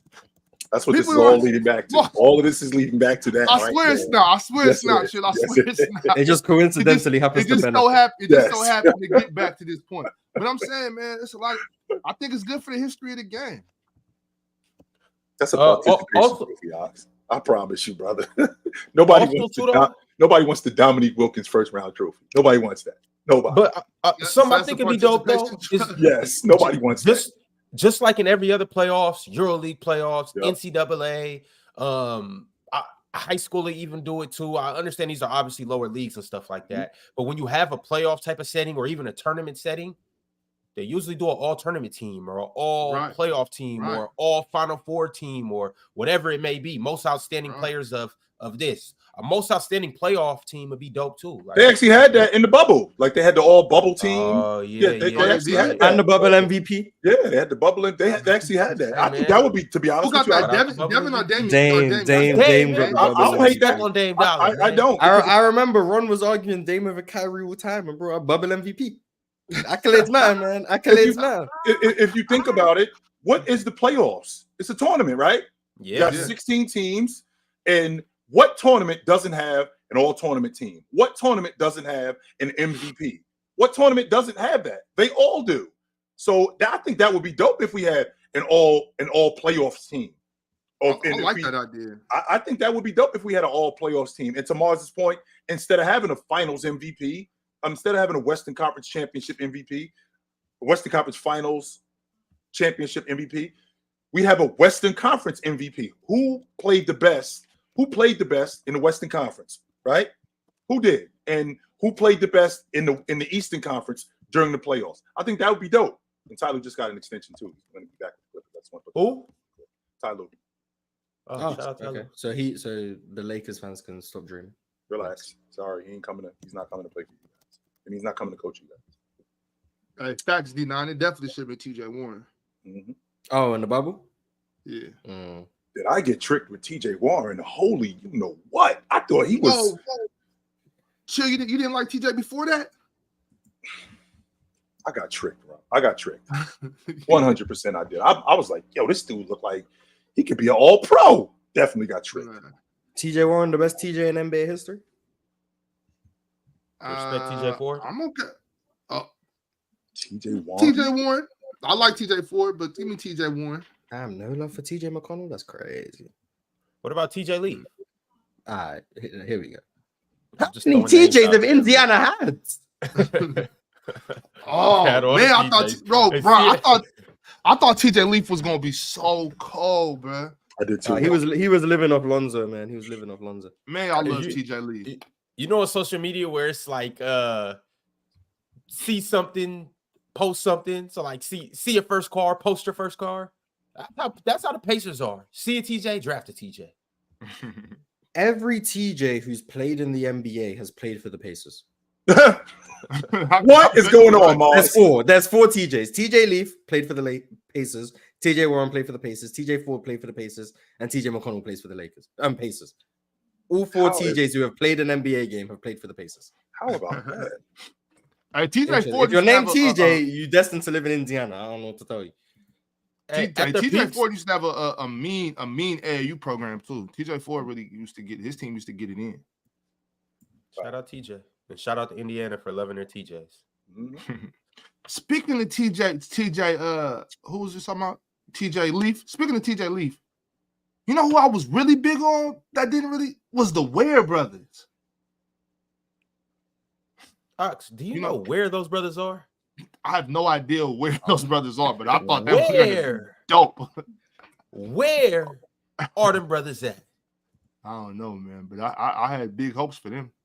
Oh, I thought Wherever Ron knew. they I thought may he was be. gonna answer that. I thought Ron knew. I thought he was saying it. 'cause I hope knew. they both. Yeah, he don't know. Them boys I went have no missing clue about where they 6 are. years ago. I'm gonna If go. you know where their location is, let us know. But until then, Gandhi KV2 said Chilltown would smoke JT 1v1. I might have trouble with him. JT 6'9". I would definitely have a difficult time. And he put on 25 pounds of muscle. And I'm a lot older than him now, so I don't know if I don't know if I can handle him today. Big shot through the super chat. He said, I just want to say Rudy Gobert got the worst hands of any big I've ever seen in my life. It's like he's got the hands of a 5'5" person. Jeez. And we took 5 shots last night. Maybe 4. Did y'all like what y'all saw from Rudy last night? I wasn't mad at Rudy last night. I did. Defensively, yeah. Offensively, you seen the Euro steps. You seen the agility. Mm-hmm. He was displaying some. I'm trying to figure out why he gets Luke on the box, right? He gets Luke on the box and he's just dribbling to the middle like he's about to bully him. And it's like, I think Luke is probably stronger than you, Rudy. He's probably got a lower center of gravity. He's probably heavier than you too. Why not just instead just go over the right shoulder and just shoot the bank shot? It's a simple play. You know what I'm saying? Like Rudy got to take a page from them old school centers book, them centers from back in the 80s where they just turn over, just go up, just shoot it over the top. Simple. It doesn't have to be a lot of, especially with a guy like Rudy, it does not have to be a lot of extracurricular nonsense with him. Left hand jump hook, right hand jump hook. That's it. That is really it. Rudy Gobert, left hand. That's it. Left hand jump hook, right hand jump hook. That's it, Mars. It doesn't have optimistic. It doesn't have to be a lot of but I mean, I feel like we're at a point where, I mean, we asking too much from him. But I think that as a big man, that's just something that you have to have in your arsenal. If you don't have both hand jump hooks, then I don't really think that you're a big man that played on the box. That's just part of being a big man. You have Rudy to have Gobert is shooting 0% on hooks in the playoffs. 0. Mars, why are you lying? Okay, my bad. 0.0%. You said the whole playoffs. It's not possible. He hasn't made a hook in the playoffs. I don't know what to tell you. Like, he's barely taken any, but he hasn't. So what does Rudy look like with the hook? A competent hook. I'm not even saying sky hook Kareem Abdul-Jabbar. I'm not saying a floater or he's a 17 a game guy. Like Hartenstein. If he had a hook where one dribble over the left shoulder, one dribble, just a one dribble body over the right shoulder, and he could go to that like what Alonzo Mourning had, he's a 17, 18 a game guy on a Tuesday. Isn't he already a 15, 16 guy? Right. Just with this year, I think he's like 13, 14. But yeah, he's averaging like 16 before. But just diving to the rim, plus what he gets on offensive rebounds and he's a 17, 18 a game guy. If Rudy could catch the ball, he'd average 18. So Morris, what would be more like what would boost his stock more offensively? If he could just literally catch the ball, if he could keep it high, or if he had that one dribble hook. I think if he could keep the ball high when he catches it, that's an extra 4 points a game right there, because he'd be bringing it down, either losing or getting fouled and then missing free throws. If he could just keep the ball up here, 4 points a game added on to whatever he averages right now. For what it's worth, Rudy's 0% on hooks, but 100% on jumpers off the dribble. Well, Mars, I'm telling you, he brings it down because, and it sounds crazy. I don't think Rudy's strong enough in his hindquarters. I don't think in his upper legs. You know what I'm saying? His hind regions. You know what I'm saying? His buttocks. I don't think he's strong enough. I think. Besides, a lot of times, nowadays people are like, okay, let's do more calisthenics. Let's do more, working on your joints and stuff. Sometimes you got to go back old school and just get on that squat rack, get on that leg press, and just get in there and beef up a little bit. Rudy, you can see it. Rudy is not strong enough to keep the ball high and go back. He has to bring the ball down because he's trying to regain, that center, that strength in his core section and stuff like that. If Rudy lightened the draws. If he was a little heavier down there, I think Rudy would be okay. If he couldn't catch Mars, then how is he scoring around the basket? Don't get me now. We have guys, big men, who had great hands. Shaq had great hands. Jabal had great hands. Olajuwon had great hands. Other big guys, Marcus Aldridge, great hands. Guys around the rim have great hands. And Rudy, who he can catch, he might not catch it as much as you'd like, but when he does catch the ball around the rim and he's able to dunk the ball, it's obvious that he's doing something. He might not be doing as much as you'd like him to do, but he's obviously doing something. I think we're being a little bit too hard on him in that area because he's not one of those. This is the thing I'm saying, Mars. He's not one of those dudes who, you've seen the big man who can't catch. Every time I throw him the ball, he's fumbling the ball out of bounds. Every time I throw him the ball, it's going off his chest. Get this dude off the floor. Like, I don't think Rudy is that bad. Okay, yeah, he's not. He doesn't have. What big has the worst hands ever? A big that has terrible hands. Probably Rudy. I'm 'Cause the bigs I can think of that have terrible hands, you got Mitchell Robinson has bad hands.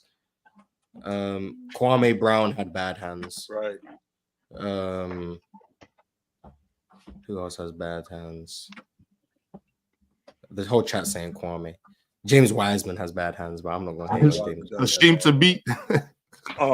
Hashim Thabit had bad basketball skills. Why am I drawing a blank on this? Andre Drummond's got terrible hands. Terrible. Yes, he does. Like players like that, but like if they're wide open, they're gonna catch the ball. But like the moment there's someone around Rudy, the cat like I have to wait with bated breath to see if he's gonna catch the ball. Like that shouldn't be the case with a big. I don't know if he's gonna catch it. There's suspense. If there's someone Mars, you got to do what? Wait with bated breath. It's like What's that mean? You never heard that before? it's like I'm sorry, I don't know that one. It's like you won't breathe until you see what's about to happen. Be Like patient. you're on the edge of your seat. It's like you won't breathe. Like it's patience. I don't know how. No, that's Okay, I got you. Go ahead. My bad. So like that, and it's like you don't know if he's gonna catch it if there's someone around him. That shouldn't be the case with a 7'1" big with as long arms as he has. Like it should be easy. You just get the ball to Rudy. He gonna catch it. He gonna finish it. Issue is you don't know if he's gonna catch it, and you damn sure don't know if he's gonna finish it, especially if it's not a dunk. Because right there, you're looking at bad odds if he's not dunking the ball, which is like you don't want that with your 7'1" big man. But he'll shoot 50% on layups one day. Yo, Damo. Yo, I gotta ask you a question, and this is actually the poll. What would help Rudy to be the best possible offensive player he could be? To get better hands? To give you some context, Damo, I said that if he had a jump hook in his game, just to jump, one dribble, bam, get the big man off him, right hand jump hook. If he had that in his game, I think that he's 18 a night on a Tuesday. And I said if he could catch the ball. Mars said if he could catch the ball. We get to I said if he could bulk up his rump. Even though he's like we get to just order him something off the internet, Damo, and he just instantly gets to add it to his game. So A, he gets better hands. B, he gets a hook shot. C, he just has the ability to keep the ball high. So if he catches it off an offensive rebound, or if he gets a pass, he doesn't have it low, so guards can't come and just rip the ball from him. Or C or D, what Ox said, basically getting stronger glutes or getting the BBL, if you will. Getting stronger downstairs. BBL Rudy is crazy. Honestly, I'm gonna go with E. A time machine to get a younger Chris Paul because he just needs a guard to give him the ball all the time. That's really, honestly, that's all he needs. He just needs a guard that's willing to put the ball where he needs it 24/7. So give him a Chris Paul. Mike Conley is used to him, so he can give him the ball, but even Mike is sick of him. So it's like he's not going to just give him the ball. Sick of him. And willingly is telling you he can't throw lobs. Yeah. A young Chris Paul. Or a guard that's just going to throw lobs. Rudy, 15, 16 a night. DeAndre Jordan averaged like 15 a game just on straight Chris Paul. He made all-team NBA. He was an all-team player. Okay, he only averaged 12, but it felt like more than 12. I think he had a 14. I think he had a 14 a game season one year, if I'm not mistaken. 12.7. But he led the league in field goal percentage. So. Right. I think Rudy has done that like 3 or 4 times. Good, in the playoffs, he averaged 15. Though he averaged 15 in the playoffs one time. Right.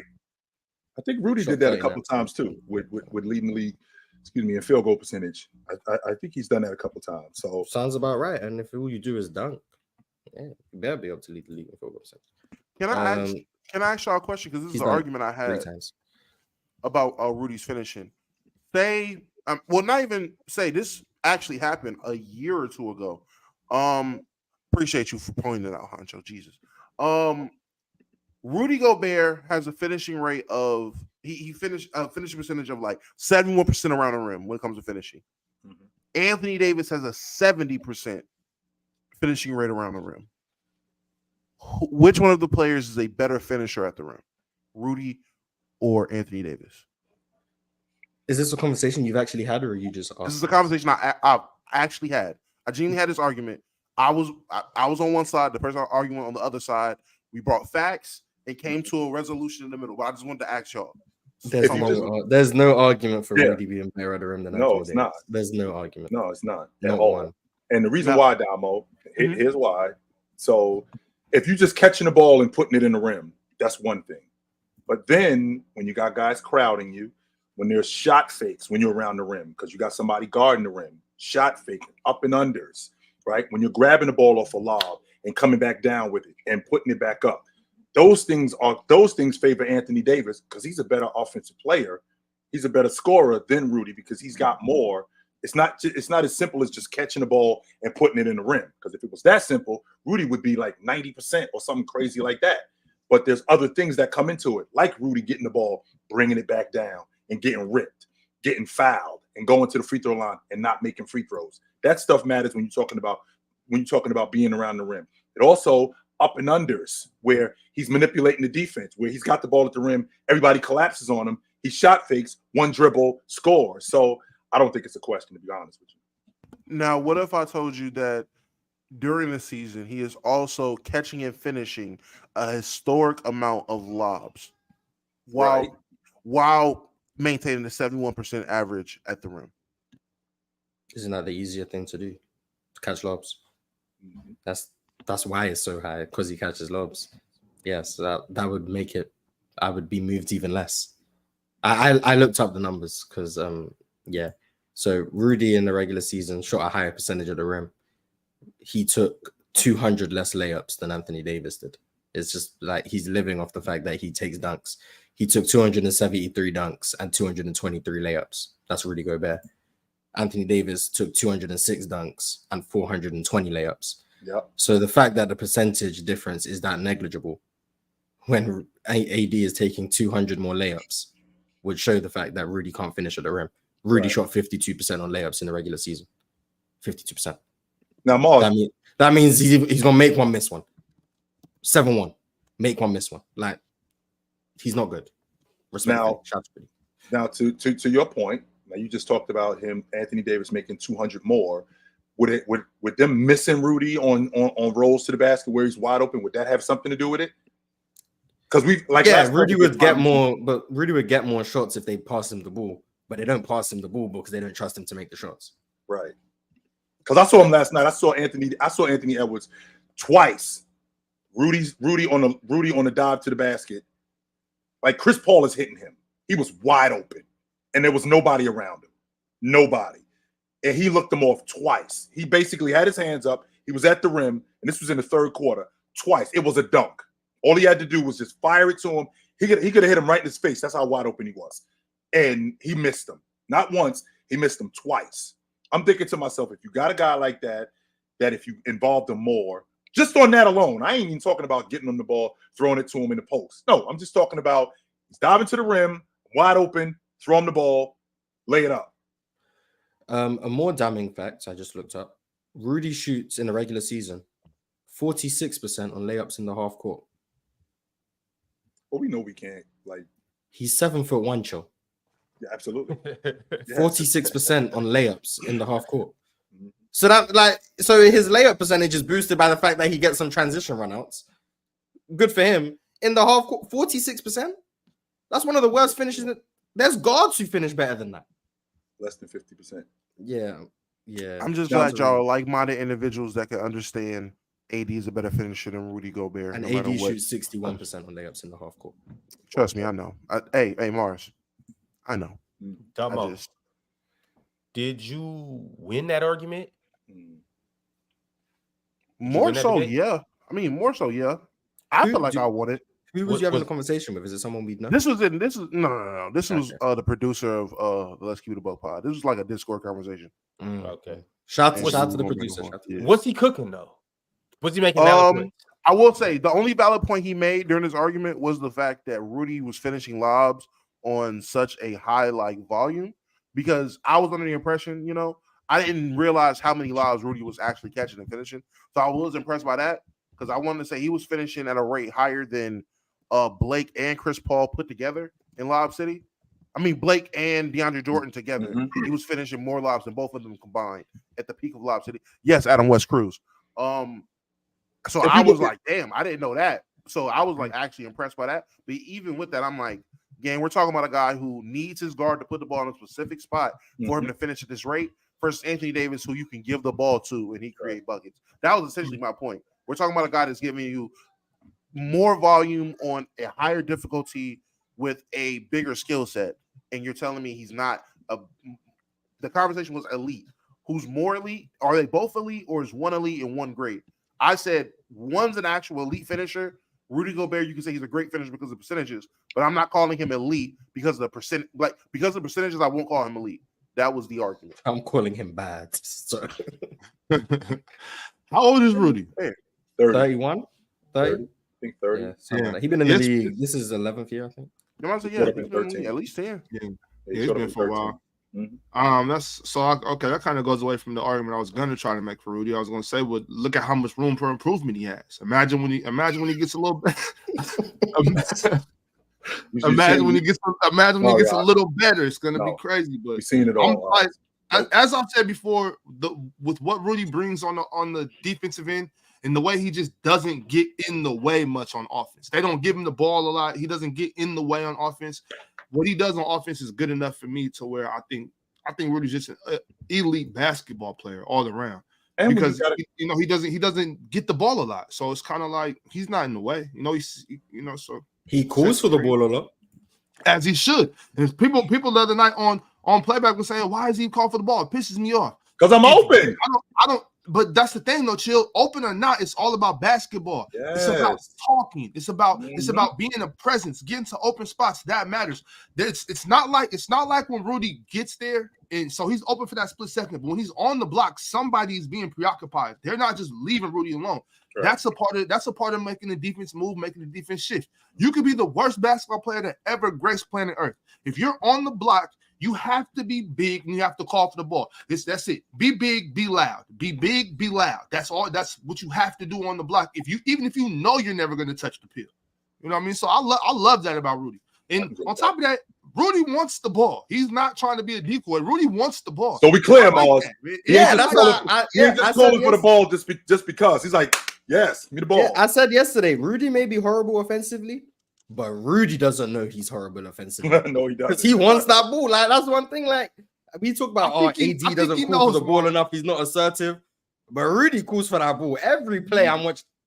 Every play, I'm like, hey, yo, when Victor Wembanyama starts doing that, it's gonna be really bad for whoever is supposed to be guarding him or thinks they're guarding him. You know what I'm saying? When Victor Wembanyama starts getting to open spots and being big, calling for the ball, yelling and demanding the peel the way that Rudy Gobert does, but that's gonna change. That changes his game a whole lot right there. Just wanting the ball and not being afraid of the ball, like you said, Mars. I think Rudy knows he's terrible on offense. I think you have to know. You can't not know that. He does. No, I just don't think he. I don't think he cares. I think he's like, yo, you give it to me, I'm gonna try something. You know.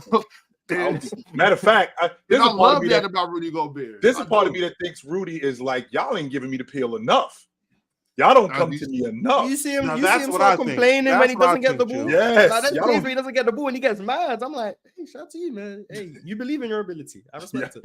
Y'all don't come to me enough. Y'all should come to me more. How many shots a game does Rudy shoot, Morris? Like 6 or 7. Okay. Well, check this out. Uh-oh. But look, hear him out. Damo, it could be something positive. He took 8 shots a game in the regular season instead. I'm saying, so look, what if he was one of the guys that got 16 shots a game? Damn. You know what I mean? If Rudy Gobert is getting 16 shots a game on your basketball team, you're not a serious basketball. So look, that's 9 more shots. That's 9 more shots. Let's say if he's making 5 of those 9, Rudy, come on, man. So how are we getting? Rudy averaging 23. Rudy averaging 23 a game. So and not just 23, Miles. I averaged 13 rebounds too. I'm the league MVP. I'm the league MVP. 23 and 13. While being the best defender. While being the best defender in the league. While being the best, I'm the league MVP. Yo, if Rudy Tim Duncan averaged 23 and 13. I'm the league He's on a MVP. winning team. Damo, The team what Rudy I'm has to But saying- the be on to do MVP's this. changed. I It's seen like 6 the seeds win Charlotte it. I seen Hornets. 6 They're a 9th seed at best. Damo, that don't They're make no 11th sense, seed dog. at best. 19. That don't make no sense, Damo. Because What don't make no sense? if it's nine more shots a game from Rudy, and he's making 5, sometimes 6 of those 9 shots, that cannot hurt your basketball team.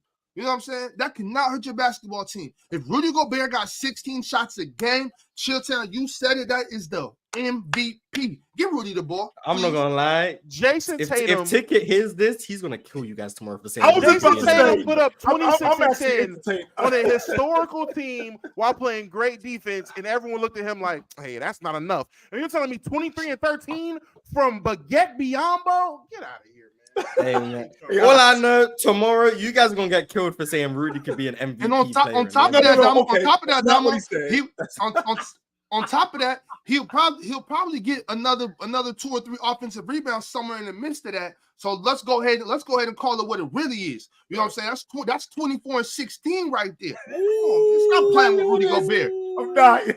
Hey, Okay. That's Bill Russell like Hey, numbers, right? Ox, stop playing. All right, Ox. Enough already. Bill Okay. Russell ain't Rudy average generation- 24. Bill Nah, Russell chill, I'm ain't dead, 24. I'm dead serious. Bill I'm Russell's going like with Gobert. 18 no a game. way, Ox. Okay. All It's right. better all than Bill Russell. right. So Rudy, the new generation, the 2024 Bill Russell. then. No. Shout out. Is this Shout out after they Rudy trade Gobert, Cat man. Ox? So this is Cat's not there, right? No, And Cat's you know still what? That might be where it has to happen because you move Cat and you gonna get yourself DeJounte Murray because Mike Conley's on his way out. You know what I mean? So you go put DeJounte next to Ant. Jaden McDaniels getting better on the offensive end. Nas Reed steps in there. They're gonna get themselves another big to come in, do something. Come on, stop playing with me. Hey, DeJounte Ron. getting Rudy some more lives, playing even better locked up defense. Yo, send Cat go get some more to follow- Atlanta. Send Cat to Atlanta right now. Bring DeJounte Murray. Not only do the Wolves win the championship, but Rudy Gobert is in the top 5 MVP talks. Hey, Ron. They trying to take us serious, Ron. We're trying to get people to take us serious, Lo. Stop this, please. So what? Stop That's this, not Lo. serious? Hell no, this ain't serious, Ox. Are you crazy? So we got a dude that's averaging 23 a game on nothing but short rolls and lob dunks. That's what he's doing. It ain't like we throwing him the ball in the box. He's getting the ball in transition. Diving to the rim. And he's getting 23 a game. And on top of that, we want to add another element to this by getting him a better guard. So that 23 turns into 26 and 16. Well, you That's said what we're doing. That's what we're doing. 23. So, bro, we're trying to get people to take us serious. And when we say stuff If like we're in a league where Rudy can average 25 a game, I'm not gonna lie, I'm gonna subscribe to every take that defense in the league is disgusting. what is happening, yo? No way. I'll be done with the Can I- 2020s. I'll be done. Can I ask Out. a serious question, please? Out. Oh, no way. Ox brought up the possibility not of trading doing the that. Cat, and I'm not sure if we're about to try to move on or anything like that. But I just wanted to ask real quick. I posed the trade on the pod, and that got mixed reviews. I want to ask. I know Ron, this involves your team and your boys, so I definitely want to see what you think about this. All right, y'all know me. Y'all know me. I'm a trade Cat guy. I've been saying trade Cat for the longest. You've been out since I met you. You've been out on him. Literally, in last year. So, what if Minnesota picks up the phone? I don't They like what dial that. They don't like dial that Portland area code, and they say, 503. "Listen, let me get Anthony, let me get Jeremy Grant, and let me get what y'all fill in that third role player because there'll have to be a role player for the contracts." I want to say I'll take Shaden. Matisse Thybulle. Matisse Thybulle. Matisse take Thybulle. You're not getting Shaden Sharp. There's I'll no take way. Sharp off your handle. There's Off no your ass. way you're getting Shaden. There's no way. Is that a bad trade? Yes or no? Jeremy Grant, Anthony, and Matisse. Let's say Thybulle. So putting Cat with DeAndre Ayton. Yes. So you'd have Cat- Scoot, Shaden Sharp, Cat, and DeAndre Ayton would be like your core 4. Mhm. And whoever you draft this year with the 7th pick, right? 7th? Something like that. So who's in Minnesota? Who's on the basketball? Anthony Simons. What are we doing with him? So now, Six now man, you have six man. options. He's six I'm man. about to say He's six you man. either have him be 6 No man. way. He's just way. six- Right, Ron? Hold I'm on. not trying. No, to no Hold on, way, hold on. Anthony. Go ahead. You have 2 options.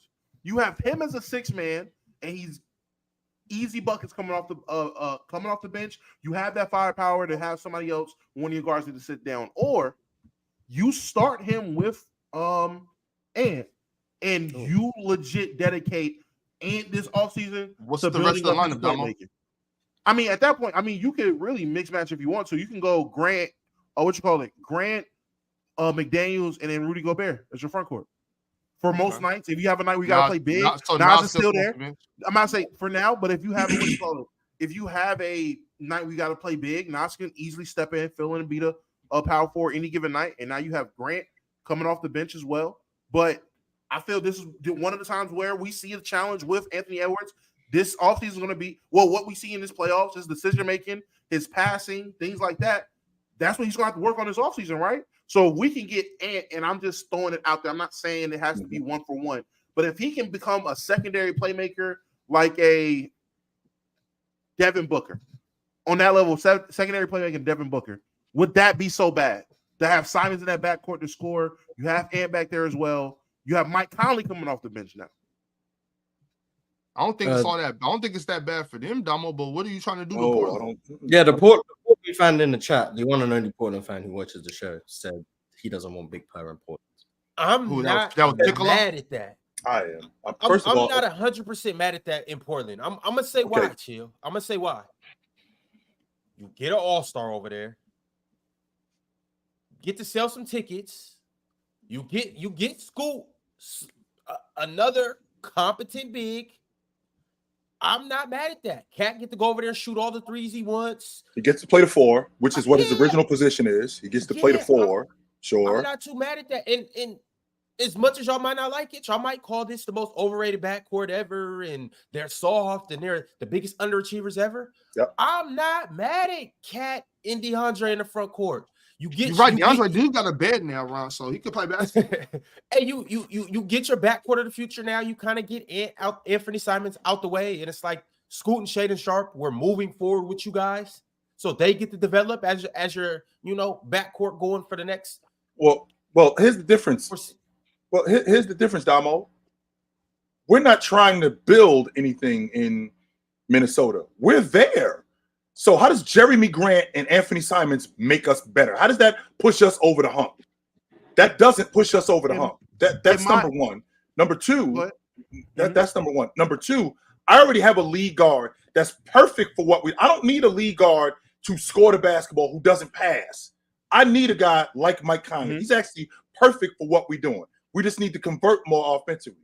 To your point about Anthony Edwards being a better playmaker, I think I'm going to get that from him anyway. Whoever comes in here, whether Mike Conley comes back, I think he's going to improve next season as a secondary playmaker regardless. In fact, I've seen him do that over the course of this season, over the course of these playoffs. He's actually gotten better as a passer and gotten off the ball. Don't get me wrong, he's definitely more of a scorer. But to add Jeremy Grant, I also think that's a problem for Jaden McDaniels. I don't want that on my unit because I think Jeremy Grant is more of a bucket getter. And I feel like with Naz Reid, I already have that. So adding these two dudes does not help my unit, especially pushing us over the hump. Now, I can appreciate the money. We can talk about that in a bit. But in terms of players, that doesn't help push us over the hump. No, I'm good. Thank you, though, Damo. I'm not going to lie to you. Thanks, Damo. I appreciate you, brother. I'll talk to you later. No problem.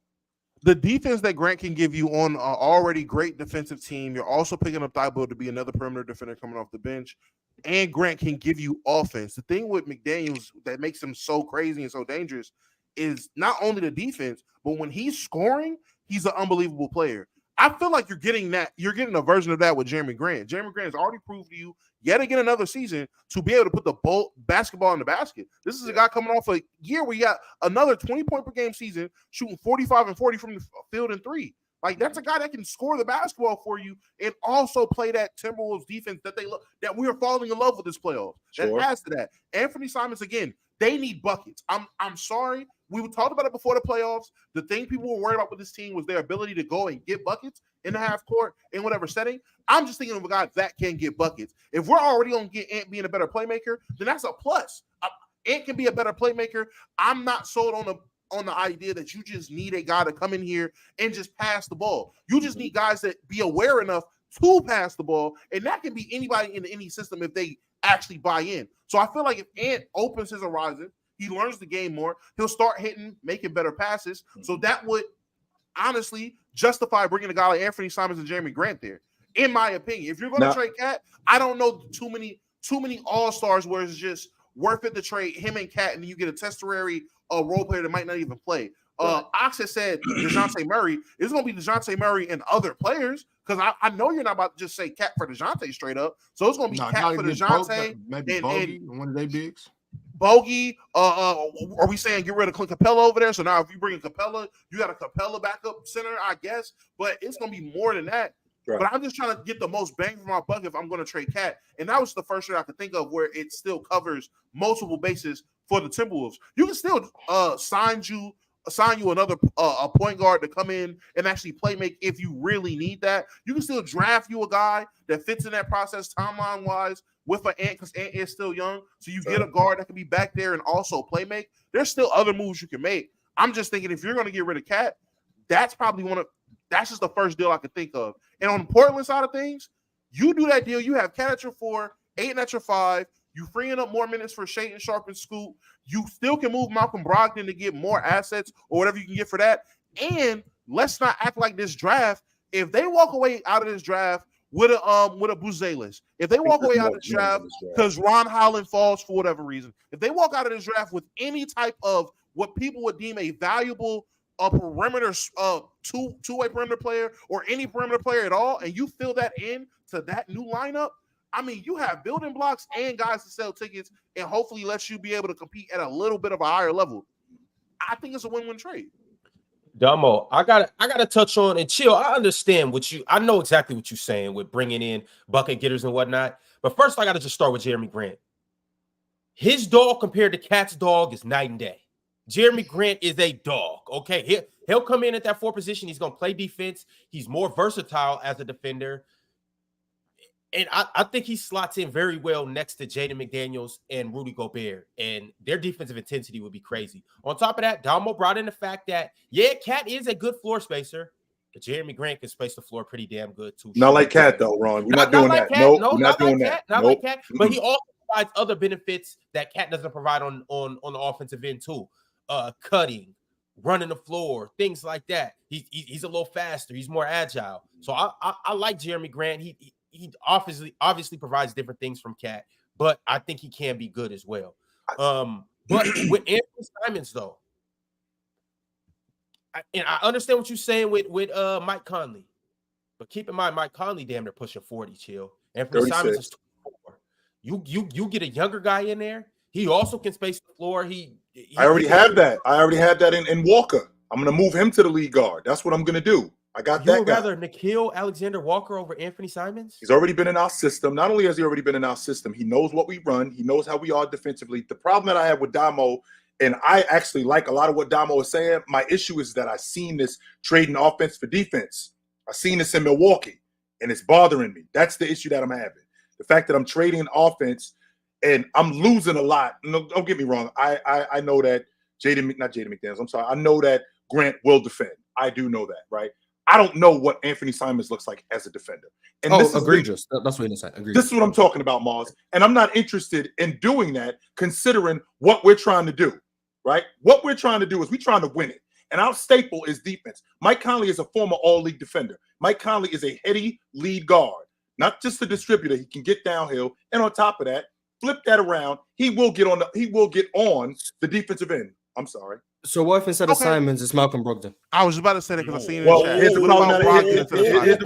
problem now. And now I'm glad you brought that up, Ron, because it sounds great. However, with the exception of Boston last year, we got Mr. Glass. So I don't know if I can depend on him. I don't know if he's going to be around for the whole time. So I on paper, it sounds fantastic. It sounds great.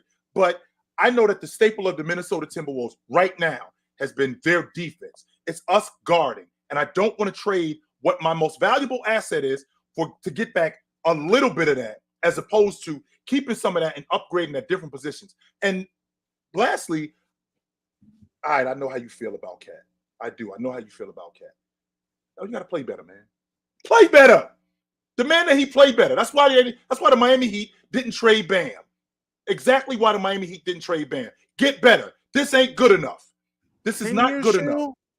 Next year will be 10 years, Shill. Right, absolutely. Just so you know, Hakeem Olajuwon took him 10 years to win the NBA championship. 10 years. But we're not talking about winning a championship. We're talking about getting better and being consistent. He's a 20 and 10 guy, Damo. He's a 20 and 10 guy. Chill, 10 years. This is the best, and this is the best he's played in the playoffs in his career. And look, and I ain't gonna thank God it worked last night, because had he went out there and shot what he shot and they lost, we'll be talking about, and he collapses in the biggest moment. So we're still having the same conversation we've had about Cat the past couple times he's been in the playoffs. So all I'm saying is, as a Dolphin fan, I have sat in a division with Bill Belichick my whole life. One thing I've noticed, he will rather be a year or two too early than a year or two too late. Sure. This is the highest value Cat has had since him being a young player when people thought he was the face of the league. This is the best season he's played in this system, in this role, and the best he's looked as a Timberwolves, in my opinion. I'm not gonna lie. With how you already paid Naz Reid, you have Ant starting his extension next year, so you're going to be paying him big money. If I'm going to be and you're already paying Rudy Gobert the big money you're paying him. If I'm already locked in at that much money, I would much rather trade Cat and dispense some other assets in other places in his roster than try to depend on him in year 10 and not ask him to win. But yet again, I'm asking him to get better. Eventually, you gotta just say, hey, maybe you'll just be better somewhere else. I'm not gonna lie to you. And Bill Belichick got fired 30 years later. What are we talking about? And I think did he get fired or did he retire? Don't matter. I'm just saying it was an amicable split. Whatever. When it comes to that, he got fired. I'm over the conversation. I really am. I've been over it. Then I seen him have a great year, and I'm seeing how it's turning out in the end, where we're still having the same conversation, even in a good year. I'm over it. Fair enough. How about Cat the 5 in New Orleans? So Zion gets the floor space and big that they need. What are we doing with Val? Okay, Mars. Valanciunas a free agent. He's right, and that's my issue. Okay, because I am not letting Valanciunas walk out the front door, Mars. I'm not doing that. I don't think that's my choice. I think he's gone. Oh my God. You don't. I mean, you can still eat or resign him and bring him off the bench, chill. No. Nah. Well, I mean, where he got to go? I can't let him just walk out the front. That's bad GMing. Guys like Valanciunas, you don't let them just walk. No, that's terrible business. Terrible. But when he leaves, that frees up cap space on the books, though, right? So you can offer that money to somebody else. I mean, it could just be something simple as they weren't going to get what they wanted in the trade, you know? Sure. Fair enough. You guys backpedal right quick. Chill. If Portland if I'm the Portland or the Minnesota GM, and if Portland calls me and they offer Malcolm Brogdon, Jeremy Grant, and let's say Matisse Thybulle, who would add tremendously to that already great defense, I'm gonna tell them, let me think about it for a second. Yes. I'm gonna mute the phone. I'm gonna be like, yeah, we got one. Unmute it. Be like, yeah, I guess we'll do that. They'll be like, all right, deal accepted. Hang up the phone. I'm gonna tell my secretary to go grab them 2 bottles of champagne in the refrigerator. We're gonna pop them bottles of champagne and we partying all day. Would you take that over like Brandon Ingram, Jordan Hawkins? I don't know who else is on their roster who they can give up. Najee, not Najee. They're not Larry Nance, something like that. So Ingram, Jordan Hawkins, Larry Nance for Cat. I like the Portland deal better than that. New Orleans needs a lead guard. That's their problem. Dyson Daniels gonna start next year. That's their point guard, Dyson Daniels. Yeah. Morris, that deal sounds a whole lot prettier and it looks shinier because of Brandon Ingram and whatnot. I just don't like Brandon Ingram or Jaden McDaniels at the 4. I don't think they how Ox said. Yeah, I don't think they got enough in the trunk for that. I would rather Jeremy Grant because I know what he's going to bring on defense. And Malcolm Brogdon, I think that's the perfect piece next to Ant and just with that whole team and whatnot. Chill, I know he's a little fragile, but I would much rather those 2 players. And then also, too, I think Matisse Thybulle is an amazing defender to throw into that mix with who else is over there. I'm just trying to give Zion the floor space in 5. All right, y'all. Well, we're going to go ahead and transition. I'm going to shout out to some of our members right now. Donovan Samuels gifted 10 Players' Choice memberships. So shout out to Donovan Samuels. He come through and do this from time to time. Donovan's been a GOAT in the chat for a long time. Shout out to him. Darius McCullum became a member. Gavin Martin also became a member. Biggs came through and upped his membership. And also Bubba91 became a member too. So shout out to all of them. Welcome to the show. Welcome to the party. Appreciate y'all for joining the home team. Y'all the real MVPs. A couple super chats too. Gandhi KV2 said, PC weekend, Panama City Beach, Florida. It's nice up there. It is. Nice. It is. It's really nice up there. Damo, you pulling up the PC weekend if it's in Cali?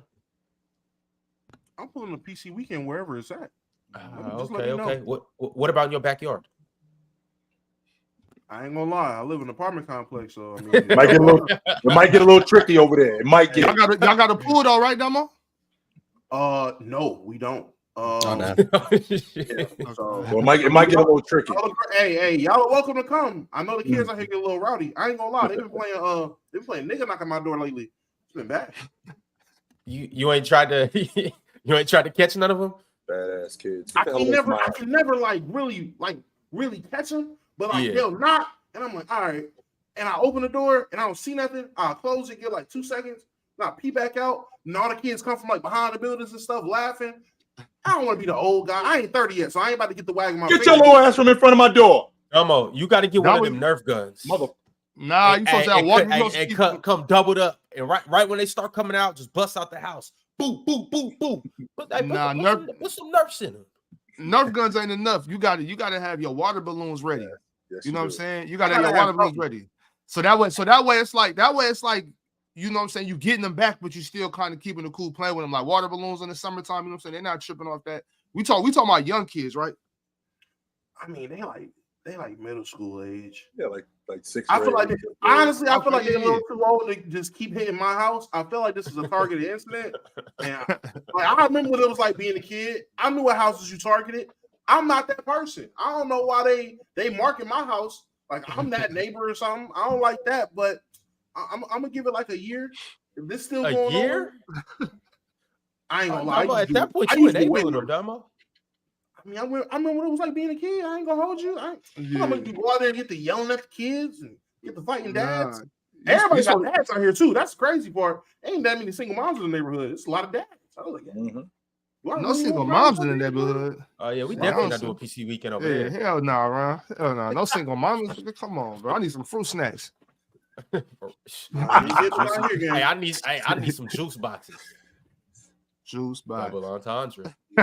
Well, anyhow, Brian Holiday said, what do y'all think about Rudy, the Rudy Gobert discourse? It's hard to find a balanced opinion on him as a player. There is no in between. Either he's garbage or he's garbage. That's it. There's no in between. That's it. There's very few people like myself who actually talk about him in a good light. He either suck or he suck. That's it. I think I'm balanced on Rudy. I don't say he needs more touches on offense, but I acknowledge how good he is on defense. I think that's. Can you clarify why I said that, please? Because you said the reason why when he's wide open, give him the ball. I still disagree. Like I'm still saying that we running the offense. Rudy's on the box asking for the ball because he got somebody behind him. No, we're not doing that. But when the big fella is wide open underneath the rim, give him the ball. I think he touches the ball too much right now, so I still disagree. Yeah. So, like, I think I'm quite balanced on Rudy. I can understand someone thinking I overrate him because I think his defense is still good in the playoffs. But shoot me, I think he's a good defender in the playoffs this year. I'm gonna stand on that. Biggs with the super chat. He said, "I watched Rudy fumble 3 pocket passes in a row. Stop it, chill. His hands are effing terrible. And finishing, my guy is just as bad." That's just not true. If his hands were that bad, then he wouldn't be on the floor. He wouldn't score the basketball if his hands were that bad. That's just not true, man. It's just not. I mean, y'all did just name a bunch. Y'all did name a couple guys who got a lot of time on the court. They got bad hands. Kwame Brown played 12 years. Drummond is still in the league. Yes. Yeah, you can get away with bad hands. Not that bad though. Like you make it sound like this dude has hands of stone. Like he can't catch the ball at all. If he couldn't catch, then he wouldn't be on the floor at all. Yeah, so he got 2 infinity gauntlets on? Right. Like what's going on here? What's happening? He catches it sometimes. Right. Yeah, Now he still might bad. not catch it as much as you'd like him to catch the ball, but he does. I mean, Ben Wallace makes 40% of his free throws. No, but we that's not even acknowledge close to he's the same, terrible. Mars. No. It's the same No, thing. Like Ben Wallace no. can make a free throw. He makes 4 out of every 10, but he was Gone. terrible. Mm-mm. Same thing with Rudy. He can catch the ball, but he can fumble a lot, so he's terrible. Marcus from 626 said, chill. At the beginning of the game, Rudy couldn't catch the damn ball. Of course, nobody trying to pass him the ball like So that. don't pass it to him. Like, let's take what did Rudy have last night? What did he have? 13 points? I think that's what it was. 13. Something like that. But yeah, he got quite a few free throws. Yeah, I think he had 13 points. Now let's take his 13 points off the board. You think they win last night? Quite a few. Yeah, he was 5 and 9 from the line, but he's 4 or 5 from the field. Shout out. I mean, you take his 13 points. I mean, And it's what Ox just got finished talking about. How much he shifts the defense. Because again, Rudy is one of those guys who he thinks he's open all the time. So when you get in the lane and you are attracted to defense because somebody has to guard me, they're just not going to just continuously leave me wide open every trip down the floor. They're not. No, Damo, they don't do that, bro. No, I promise Damo, you, as that's much as not I going watch to- Rudy Gobert, when he get that ball, I mean, maybe I'm just not watching the basketball y'all watching. I don't. Collapse is crazy. To call it I didn't collapse, say nobody no, said shifting. nobody said Shifting, collapse. even to say shifting the defense is crazy. He shifts his man, like the guy guarding That's him. the shifts. defense, Damo. That's defense. No one else That's moves. shifting the defense. I think bro. shifting. And No, shifting the defense is literally more than one player move. Other players are reacting to what a ball is, so they're moving a bit. Like the whole entire defense shifts. Just because Luka decides to actually guard you now because he's your man, Right. and you getting around Luka, I'm not gonna call that shifting the defense. Now, maybe I'm just wrong. Hey, I don't know Okay. everything. Maybe Let I'm me- just wrong though. Let me explain the way I look at it. I look at it like shifting the defense is where if you know when you let's say you're in a zone, you got open spots on the floor. If this spot on the floor is open, if Rudy goes here and then his man has to follow him, so now this spot on the floor is wide open. That gives an angle from a guard to attack from this way. No help being here anymore. If Rudy moves his man, he moves to help defense. So that's shifting the defense. Fair. I can definitely see that. I can see that. And you have to guard him down there, Damo, because you can't let him get it just wide open catch. If he catches it, that is a dunk. Now I will say in Or an today's apple. NBA, I might say 50 Come on, man. 50 shots. He is shooting 50% on layups. So technically, you can leave him open. There is a 50%, 48%. But you have to be touching him. If you're not touching Rudy and he turns around facing the rim and there's nobody there with immediate contact, that's when that's just a dunk. The Like- analytics will tell you you'd rather give up 2 than 3. So do we really need to guard him down there? L basketball. He got MVP stuff. Give Biombo some minutes, man. I promise you. If Rudy Gobert got MVP potential, hey, my guy Biombo at least got I ain't 6 going man. that far, Damo. He No. got at least 6-man potential. Y'all, I'm running a poll right now, and I asked you guys, are you passing the ball to Rudy? The first option is just strictly hell no, with like 10 O's. The second option is yes, he's a good finisher. The third option is if it's my last possible option, meaning that you pick the ball up and he's the only one that you can pass the ball to. And then the last option is I'd rather just go to hell. So y'all let me know. Ron, if I'm Cat, I'm trying to get 7 assists, 6, 7 assists a game off of Rudy. I'm talking about if I'm Cat. I don't know about the point guards and what they want to do, but if I'm Cat, I'm getting come on, you got to respect Cat coming down here. That's simple right there. Big fella, go get that. That's more a Cat right problem there. than a Rudy problem, though. Yeah, I know. That's what I'm saying. Like, come on, bro. How do you not feed Rudy Gobert? Rudy Gobert is right there, and he will catch and dunk all day. Cat has to take advantage of that.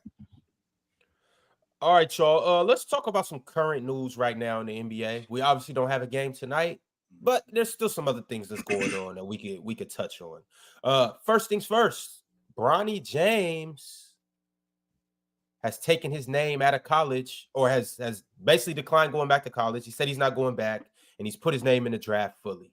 He will keep his name in. How are we feeling about this? He must have a guarantee. He must have a guarantee from a team. It was just yesterday. Keep in mind, too, he had 10 workouts set up. He canceled 8 of the workouts, and the only 2 teams he's going to work out for is the Los Angeles Lakers and the Phoenix Suns. He has to have a guarantee from one of those teams. He has to. Like, because he's represented by Clutch in them, right? Yes, yeah. They wouldn't, unless they had a guarantee that a team was going to take him, they wouldn't make him do that. So that means, shout out to Bronny, he's going to get drafted. Mm-hmm.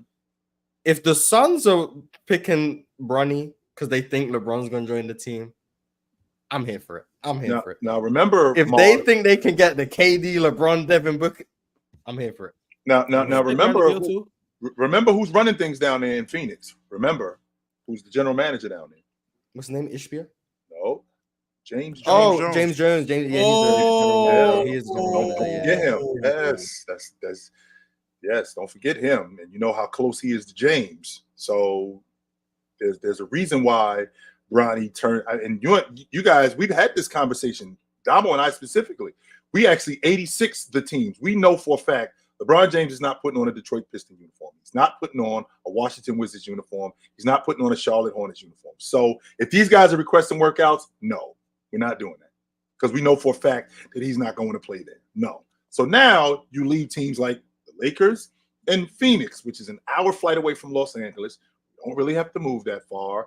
My guy is basically the president of basketball operations there. He's the one who's going to okay this in terms of drafting Bronny. And what's the worst case scenario? To Mars's point, if we got the 45th pick in the second round and we draft Bronny James and we get LeBron James for 1 year or 2 years, who's not doing that?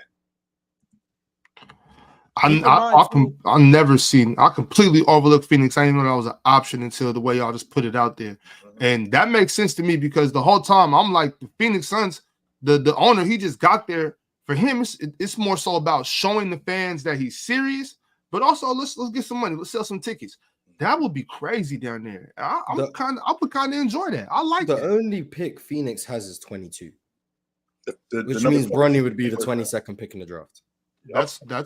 I'm not mad at that at all. Which is the 22nd pick in the first round. For the record, that's a guaranteed 3-year deal. Yep. That's a 3-year plus 1 team option. Honestly. Yes, sir. That's a guaranteed 3-year deal. Rookie contract. Yes, and sir. I know, and I already know people. LeBron too. I don't know about 4 years. But Yeah, I don't maybe think so 2. neither. But I know people will say, oh man, L nepotism, W nepotism, man. I don't know what y'all talking about. And before y'all get the crying about, oh my god, because I've seen it on the timeline. Oh my god, Baba Ganoush out of Kentucky was an SEC player. He didn't even get an invite, but Bronny does. I'm sorry, no one cares about Baba Ganoush, my guy. Y'all go ahead and do me a favor. Go look at the past 10 draft classes and tell me who was a 22nd pick. And then, okay, well, Walker Kessler, that's an outlier from but this past draft, it was the Corey Whitehead. Not too mad at that. Respect Derek Whitehead. He was at rank number 1 coming out of high school. Dakari's heat. Sure. Isaiah Jackson is 21. Giving good minutes for the Pacers. Giving good minutes for the Pacers. Hey, shout out to Twin Jackson. Damo, you might be hurting your case right now. Hold on. 2020, Zeke Naji still scrambling for minutes for the Nuggets. Still scrambling for the 2019, Grant Williams. Literally, if you trade him, your team gets to the finals. Let's talk about it. Game 7, 2022. Respect Game 7, 2022. Hey, what is this? 2018? Chandler Hutchinson. Y'all don't remember him? I do. I do remember Chandler Hutchinson. Respect Chandler Hutchinson. He was in Chicago. Where did Chandler Hutchinson go to school, Damo? Hold on, I just left the draft class. My fault. Are you gonna look Was it it up? Houston? No, Boise State. Okay. I remember him playing for the Bulls. I remember 2017, Jaren Jackson. We can just no. Jared Allen. I'm sorry, Jared Allen. Oh, great pick. Great pick. Yeah. That's cool. 2016. No, you're lying. Malachi Richardson in 22. Stop it. Malachi Richardson? Are you serious? Richardson? He went. Where'd he go? Syracuse, right? Yeah. 2015, Respect Bobby my Portis. Y'all know how I feel about Bobby Portis. I'm not gonna lie. You Wow, naming wow. some solid players. You are- I'm not gonna lie. This is actually killing your case, dog. Hey, and that then was- in hey, some- let me and find out 2017 22 is a hot spot in the draft.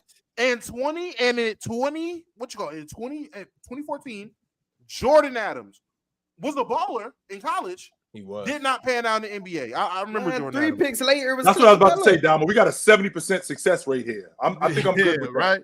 70. There's no way. Y'all seven out of those 10 60 guys. at the worst, Damo. 60 Yeah, at the 7 out of worst. those 10 Jordan guys you Adams. named Hold turned on, out to be hold on. solid pros. Jordan Adams. Now we got to Okay, Jordan Adams is a bad one. Jordan Adams. Chandler is a bad Hutchison. one. Richardson. Chandler Bad Hutchison. one. Bad Yes. one. Yes. Malachi Richardson. Okay. Yes. Bad So one. now, okay, boom, boom, Name boom, boom, name boom. all the good ones now. Keep going. Bobby Hold Hold on, Portis, no. Isaiah No. Jackson. We're just gonna name the misses. We're gonna name the misses so we have an actual Yeah, percentage. we're at 3 misses. We're at 3 misses. We're at 3 misses. Hold on. I knew. I think you had Zeke Naji that you counted as a miss too. Zeke Naji. Yep, that was one. Okay, 4. He Zeke missed Naji. though. And he's Yeah, on the is brink. Zeke a He's on the miss? brink. He's a miss He so just- far. Yeah, he got an extension for like 4 years. He got an extension, Damo. He's on the brink. I can't count that as a An miss. extension ain't about to be nah, bro. Well, at the It's fine. You can have Zeke Zeke Naji. You can have Zeke Okay, Naji. You can have so Zeke that's Naji. That's 4.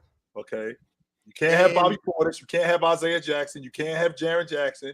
You And can't the have. Corey Whitehead. That's 5. Not Derek Jared Allen. rookie. Mm-mm.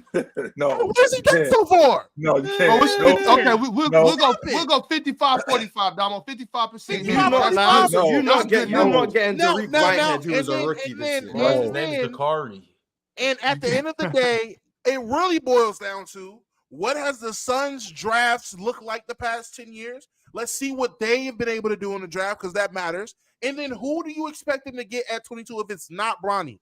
If it's not Bronny, who do you think they should get? Well, We it gotta wait depends till who's the draft for them. available. Yeah, it Now, depends if, who's it if should we be look Bronny. around, I mean, I ain't gonna lie. I'm not mad at Bronny at 22 for them. I'm not fine mad with at that. And by the way, I mean, but I mean, you got like guys like Tyler Kolek who are like actually good point guards who could come in and give some valuable minutes to them from day one. But Well, who says Bronny can't do that? me, Who says I'm Bronny saying can't? that. I'm saying If he needs to come in and play 5 minutes of defense, who says he can't? 5 minutes. at the 22 pick. Damo, Bronny needs at least a season, Damo. He's not ready 5 right minutes. And you know what's crazy? now. Guess how many minutes your guy Whitehead played this year? The rookie that you wanted to give grace to. Guess how many minutes he played? Derek didn't play. Guess how many minutes? 10. Like 19. Damo Three. froze. I don't know. Don't matter. Oh, I froze. Now There you you good. go. How many minutes? How many minutes, How Damo? many did you say? 24. I was close. I said 19. I was close. 24 minutes a 24. game?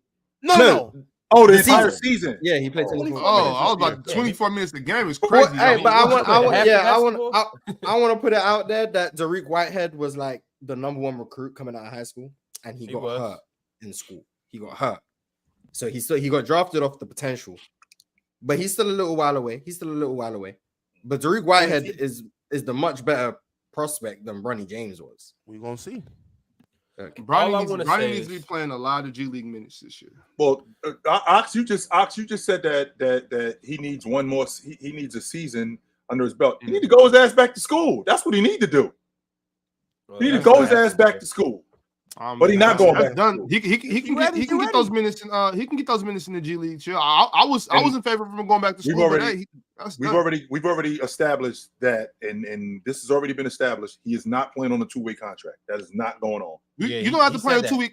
So he's not playing a 2-way No, contract, no, but he- that doesn't. Yeah, so they've that- already said I that know. he's- I heard that part. I saw those reports. So they said he's not going to have a 2-way contract, but that doesn't mean you can't send him back down to the affiliates to play for the G League team, right? I don't think you can. I don't think you have a problem sending him down there. But that's the idea of playing on a 2-way contract. Yeah, That but you send him isn't down the there. 2-way contract like different where the money is different and everything too? Yeah, Oh, two-way it is. contract. A is two-way different contract money. is you have a set amount of days that you can be in the NBA. You can't Right. go over that limit. Sure. Right. You But can easily get it. You Anybody- can get any sent NBA down to player- the G League. Amen Thompson Yeah, got any sent down to the rookie, G yeah. League. Cam Whitmore got sent down. Yeah, Yeah, you don't have to have a 2-way contract to go down. So if Bronny is drafted to the team, he's playing G League minutes. Make no mistake about that. Oh yeah. Oh, he should be. No, Oh, yeah. At least he should be. If Bronny out there suiting up since if he's suiting up since day one and just sitting on the end of the bench, then we're gonna have a problem. Yeah, that's a disservice. That's a disservice to That's him. crazy. He should go back to school. If That's that's the case, crazy. if he's gonna be sitting if he's gonna just be sitting on the NBA bench, only getting workouts and practice minutes, no G League minutes, then not going back to school is gonna be a disservice to his career. I disagree though, because it's a lot of picks. You can't get better sitting on the bench, for bro. yeah, Bob. It's a lot. I seen before the game last night. Before the game, I was watching on playback. You know, playback to show the warm-ups and all of that. Yeah. I seen the Minnesota Timberwolves first-round pick, who I was very high on, Leonard Williams, getting up shots and working But out before the game. did he not play in the G League too? Did he not play in the G League minutes? Or if you're just saying should he play some G League minutes? Okay, I get that. Bro, But I'm not saying I get that. go sit on the bench. Like, go sit on the bench, but still make sure you're getting your G League minutes in. Okay. I tried to get him just not rotting on the bench. He's just sitting here. He ain't doing nothing else. There, bro. He's just not doing anything else. That's why they've had to cancel the workouts that the other teams have offered, because I think he's getting it, to Mars's point, I think he's getting a guarantee that if you're here at 18 or if you're here at 22, we're taking you. And I think the Lakers, don't the Lakers have the 17th pick this year? And they're trying to shop it. Yeah. I don't think they want that pressure of having to draft him at 17. I don't think they want that. I think they should draft him at 55. I thought that's the Lakers have a second round pick. They have the 55. Yeah. That's why they're trying to get rid. That's why they're trying to get rid of that 17 pick, because I don't think they want that heat of having to pick him at 17. But I mean, for what it's worth, they took Jalen Hood-Schifino at 17 last year. It's no way as the Lakers. There's no way. I mean, the 17 and 22 aren't that far apart, obviously, but it's no way. I can't see the Lakers doing it. The Lakers are a serious franchise. You have to win championships, like. You know what I'm saying? You have to. Maybe they think to win championships, they need to keep LeBron. That's exactly my point. You don't let him go 22 to the Suns and walk right down the street from Phoenix to LA, which is a hop, skip, and a jump. It's an hour flight. You don't let that happen. So if I'm not gonna lie to you. Suns are serious, you gotta draft him. Domo wants LeBron to leave. I'm not gonna say. I'm not gonna lie. I'm okay with Bron leaving. So if they're gonna, in my opinion, I don't think Bronny is a. I don't think Bronny is a first round pick. I've been saying that. I think Bronny's a second round pick. So if you are going to essentially, I did say I'm not mad at teams who are at the end of the first round, have that one pick. They're a team that's a competitive team anyway. If you want to take a chance at Bronny, cool to get Bron. I get that. If that's what the Suns want to do, if the Suns want to take Bronny with the 22nd pick so they can get a shot at LeBron James, let them. Let them. That's your asset that you're gonna have to figure out if you wasting it or not. Because if you want to sit there and take Bronny with the 22nd pick instead of getting somebody else that actually fits your team or is a better fit for your team, so you can get a shot at LeBron for a year or two. If you don't win, now what are we saying? So that's on. Hey, James Jones, the ball's in your court. My thing is, Damo, how you just said with the 22nd pick, I feel that eerily about the 17th pick. Let's run down the 17 picks, and Jalen Hood-Schifino is one of them. I'm just like, if it's a chance to keep Bron, if it's a chance to keep Bron, I'm keeping Bron. I don't want Adam Silver. In 2022, the 17th pick was Tari Eason. Good pick. Dog. Trey Murphy the year before. Good pick. In 2020, Poku. Okay. Interesting. 2019, Nickeil Alexander-Walker. Good pick. Dog. 2018, Dante DiVincenzo. Good pick. Dog. 2017, DJ Wilson. Bad pick. Okay. I mess with DJ. That's tough, but 2016, Wade Baldwin. Bad pick. Shout out Wade Baldwin. Wade was a dog, though. Wade was a dog. Okay, it seems like the 17th pick became good in recent years, because in 2015 it was Rashad Vaughn, and then in 2014 it was James Young. Okay, so the last 5 years has been good. Before that, we ignore it. We're talking about 17 picks? Yeah, we're talking about 17 picks. Yeah. Now, 17. And let me say this too. Ron Lillard-Miller, 20 G League games, 30 minutes a game, put up 20 points, 9 boards, 4 assists. So he almost a 20 and 10 guy. Wow. Leonard Miller was good on the Ignite team. Leonard Miller's a good player. I thought he was gonna be a top 20 pick. I don't know what happened. I thought he'd have got more tick with the Timberwolves for the defense. I thought they'd have threw him out there more. With that being said, Damo, Leonard Williams is kind of a reason why I might be in the back of my head. Like, I'm not really too much mad about trading Cat. If I'm a GM, I'm like, we got this younger dude coming up. They got Luka Garza on the bench. That's really Cat reincarnated. Like, he's right there. That's the offense right there. Like, well, he's not, but I do. He's the one that he taught. You see him at Iowa. You seen him? You heard Ant, that little slow down step he got now. That's because Luka guards him. So what happens? And we've seen this on the other side of this. We haven't talked about what happens if Mars' scenario. What happens if Minnesota actually comes back and wins this series? Are we still moving on from Cat if they make the NBA Finals? You want me to tell the truth? A lot of you. Please. Oh, Be honest with us, man. I'm still trading Cat. I'm not gonna lie. I'm still trading Cat, no matter what. Even if they win, like the chip. Cat literally has to go and be Finals MVP to secure his spot on this team. Cat has to go out there.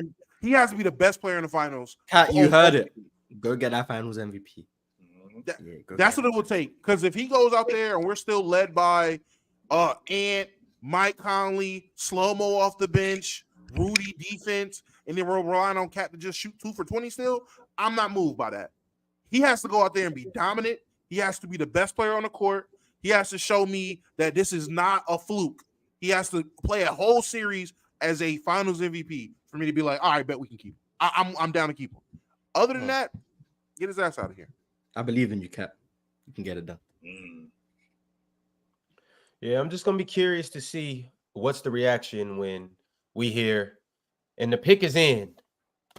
With the 22nd pick in the draft, the Phoenix Suns select LeBron James Sr. and Bronny James. What are we going to do? I'm telling you, all right, be careful because I ain't going to lie. Somebody going to. Listen, man, LeBron is a manipulator. LeBron tell you draft Bronny, you draft him, and he don't go there. Now what? Yeah, that's crazy. That's Now crazy.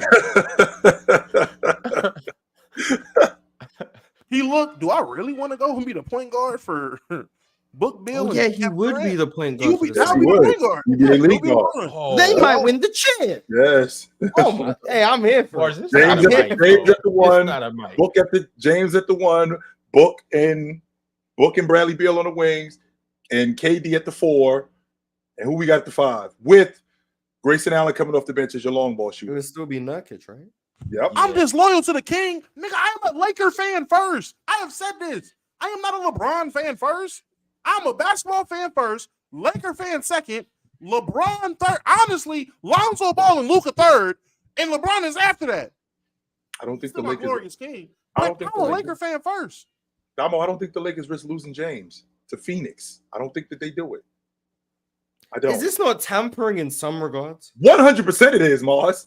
100% it is. When you shut the door, right? When you shut the door on 8 of 10 teams, and my father plays for the team that's working me out. He already has the job for my potential employer. It's the same thing as me going to another team that I already play for, and a dude that one of my friends is potentially playing for the team. He a free agent. It's the same thing. Yeah, this is. I don't know. Like, I don't know.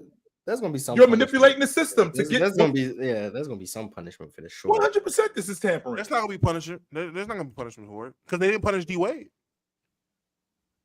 They did What, not. for getting Zaire on the G for League. getting Zaire in the G League team, getting Zaire with a foot in the door. It don't listen. I promise you, they do not care about nepotism because results still matter. Your results will still tell. You still have to put in the work to be able to be on this level. Dwayne Wade got Zaire in the door. Zaire played himself out the door. Now Zaire's playing overseas right now, trying to get right and trying to get back. Bronny's going to get his foot in the door. They're going to allow Bron to let Bronny get his foot in the door.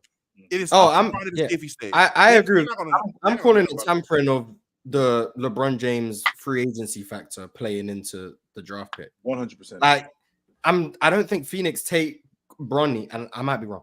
I don't think Phoenix take Bronny at 22 unless they have a guarantee with LeBron that he's going to join them, which is why I would say is that not tampering? Because I don't think they're going to take him for the chance of LeBron. No, They can't prove it as long as don't nobody text message about it or email about it. Only talk about. I this just in think that's person. interesting. They can't prove it. Maybe. Can I ask, when do players a lot of circumstances. sign or decline the player options? Is that before? Or James after already. the draft? James. It's after the draft, James has to the 29th of. But I think he said he's going to be a free agent.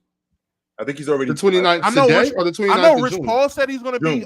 June. I know Rich Paul said he's going to be a free agent, but I'm just saying, when is that period? I think it's Is June the that happening? 29th. Is that before or after the draft? That's after the Is that draft. what they're allowed to- After, the deadline is after the draft. I'll just say this. I know Rich Paul already said he's going to be a free agent, but if the Suns do end up drafting Bronny or whatever contending team that shares a like-minded interest with Bron, or it makes sense for Bron to go there. They draft Bronny, and then the next day you find out he declines his player option. I'm calling tampering. Yeah, he can't do it the next day, Damo. He can't do it. He either has to, Tampering. he has. Matter of fact, Brian has to be smart and do it like before the draft. That's what I would think. He You know would what I'm have saying? to You do gotta it do before it the before the draft, right? draft. You do That's it the after only great. way. That's the only way. You gotta do it before the draft. That way it looks like, yo, it's even Stevens. I'm not involved. You know what I'm saying? I'm not, but I am a free agent though. I mean, You know? he just signs a minimum with the Suns. I mean, like, well, come on, like, what are we talking about? LeBron James signing a minimum contract. Well, he's a billionaire. You know, But I'm gonna leave $50 million on the table. He trying to win. he's a billionaire. He's trying to win. Thank you, Damo. Come on, man. And he buying into the Vegas team. He gonna be part owner for the Vegas team. They not getting away with a tampering allegation. I'm sorry, they not. But once again, Bron's a billionaire. They're gonna pay that fee. The punishment of tampering is like you lose a second round pick. Like, no, they're not tripping. He's gonna pay that fee. I think the Suns lost the second round pick this year, if I remember correctly. So they've been in trouble for tampering before. Bron will pay the Suns owner. Like, hey, you lost it, but yeah, here's take a couple mil. You know. So Bron goes to the Suns, or they draft Bronny. Bron goes to the Suns. They eventually go on and win a ring, right? Are they gonna call this the Bronny James tampering super team ring? It's gonna be like diminished for the LeBron James on a minimum contract thing. Like, it's gonna be diminished for that. But I'm gonna be thoroughly entertained. That's kind of crazy. Bro, if people start diminishing and negating the fact that he won a ring because he's on a minimum contract of all things, come on, nah, I can get with he had to form another super team. I can get all that. But if people are leading with, bro, he's winning a ring making $3 million a year, is that really your king? Like, all right, bro, like, y'all don't got no lives, bro. No, like, but you know that's what's gonna happen. Most people never make 3.5 million in their life. So they're gonna say if MJ took a minimum contract, he could just get all the best players with him and he'd win every year too. Like, that's what they're gonna say. We've already seen this super team logic, and it's dying, guys. This isn't something that's happening, and it's still going on. It's going up in flames. Even if James at the point guard, this thing is going up in flames. Like, wait, chill. Because that was the issue, was that they needed a facilitator, a point guard this year. If LeBron decided to come play point guard for the Suns, and they still got Devin Booker and Kevin Durant, right, and Bradley Beal. Bring Bradley Beal off the bench. Start Grayson Allen. Bet your house on it. It's a tough team to beat. It's a tough team. We got an Elder James, KD, who's also JJ Redick, two consensus team players in the NBA. Coach Bud is the head man now in Phoenix. So when did that happen? Where I've been. Yeah, Coach Bud is the head man in Phoenix. So we got James that's a defensive coach. We got James at the one. We got who's long in the tooth. We got KD long in the tooth. We got both Bradley Beal and Devin Booker, who both play great off the basketball, 100%. Right? We definitely we have that. So now we got Nurkic, who's questionable motor, but he'll get on the glass and he'll clean glass. How are we managing James? Because it's going to be a circus about James and his boy getting on the floor. That's going to be a circus. I want to make sure that we're clear on that. That's going to be a circus. But in addition to that, why did James come to Phoenix? He ain't just come to Phoenix because his boy is on the crew. Because if that was the case, he could have went to Charlotte. He could have went to anywhere else. He came to Phoenix because he could possibly win the NBA championship. So that means that these guys got to actually hold up. And this thing has to work. They got smoked in the playoffs this year. They didn't lose. They got smoked. So we're talking about adding James to this lineup. And we're not talking about LeBron James from years ago. We're talking about LeBron James a year older now. What happens if this thing doesn't work? Then LeBron and KD are gonna get crucified. Like, that's what's gonna happen. Like, the perception of LeBron, like, LeBron, he wins, he's gonna get crucified for taking a minimum contract. Right. KD wins, he's gonna get crucified for needing LeBron James. First he needed Steph Curry, now he needs LeBron James. He's gonna get crucified. And if they lose, oh my God, they teamed up and they still couldn't win. Like, but I think they're going into it understanding that that's what's gonna happen from the perception of it. But I think if they understand that and it still happens, they've accepted that, and they're still going to try and do it. And I'm gonna be thoroughly entertained watching that team. Facts, Morris. I'm gonna be thoroughly entertained watching it. I'm gonna be thoroughly entertained with the narratives. Yeah. I'm gonna be either outcome. I'm gonna be thoroughly entertained. I'm gonna sit back and laugh and enjoy it. This. Wow. It'll be must-see TV. I will say that. And if you for them to lose to Houston in the playoffs, and if you could get LeBron James on a minimum deal, there is no team that's not doing that. None. No, we don't need him. We don't need him. There's not one team in the NBA that is saying no to LeBron James on a vet minimum deal. Not one team. I'd say no. Hey, I'm gonna just love to see. Probably won't get 82 games. We'll probably get like a good 55 games of Bron and KD suiting up in the regular season. That'd be amazing. On top of that, too, this would be one of the better scenarios where Bron and KD could kind of just kick back and be like, "Yo, Bradley, Devin, Nurkic, this shit sounds get us to the postseason." Y'all dudes entertaining this. We can sit back on the sideline and drink. You telling me you're not gonna find that fun? I'm chill. I think it's gonna be must-see TV. I won't argue that. It's gonna be average the most efficient. Chill. I can't lie. Chill. I think you playing it safe right now at the risk of, you know what I'm saying, people making fun of, you know what I'm saying, you riding with Bron or something. Chill. I'm here to say it's okay. Damn them. Damn what they got to say. Chill. Bron over there with KD, Devin Booker. That's insane. Chill. That's insane. Bradley Beal. Bradley Can Beal, I ask y'all this question?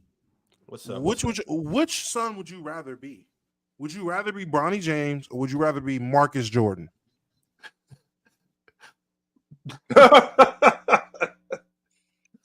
Marcus Jordan wasn't. Marcus was with Larsa, right? Larsa Pippen. Yes, that was him. He wasn't that bad, to be honest with you. He was good. Yeah, they were both good. Yeah, I don't think Bronny's that bad. Yeah, he can play. Did he get a chance? Yeah, Now, but I'm asking, did Marcus get that shot in the NBA? No, he did not. Well, as long as he do with his father not being around anymore, that had a lot to do with it. If his father was still playing, then he probably would have gotten it. Yes. Hey, no one told Jordan to get out of the NBA bubble. He could have stayed. He was old. What are you talking about? I'm not talking about staying and playing. I'm talking about staying around. Who gonna say no to Michael Jordan want to be around the organization? Nobody. What? Washington did. They told him to beat it. Yeah, because they seen what he did to Kwame Brown. That's why. It was like, yeah, we can't have this going on. They told him to kick rocks. Nah, Jay, we good. I'm just saying. I don't have no problem with nepotism, no, Ron. I ain't gonna lie. Me neither. Like a lot of people, nepotism has been going on for years. So plenty of people that we see in high positions, they got there because they knew somebody. My uncle do this, or my brother did this, or give me a break. I don't care about that. That don't bother me at all. As long as they're qualified, I'm 100% okay with nepotism. But you must be qualified. I'm not with you putting bozos in high ranking positions. But if you're qualified, man, nepotism is the way to go. In fact, I will go as far to say make sure that all of you practice nepotism as long as your people are qualified. Yeah. Make nepotism a everyday practice of yours. That's a fact. My little sister and little brother both starting YouTube right now. I told them, hey, as soon as y'all get serious, hit me up. I got some help for you. Trust me. Mm-hmm. Put them on. Keep that in the family. No, music by P, that is nepotism. You said it wouldn't be nepotism. Nepotism doesn't mean that you just put on unqualified people. It means that you give your people first dibs as long as they are qualified. That's nepotism in a more pure form. Absolutely, I would say. All right, y'all. To move on to other NBA news, Ox, you were just informed that Coach Bud is the coach of the Phoenix Suns. Well, yeah. When did y'all find that out?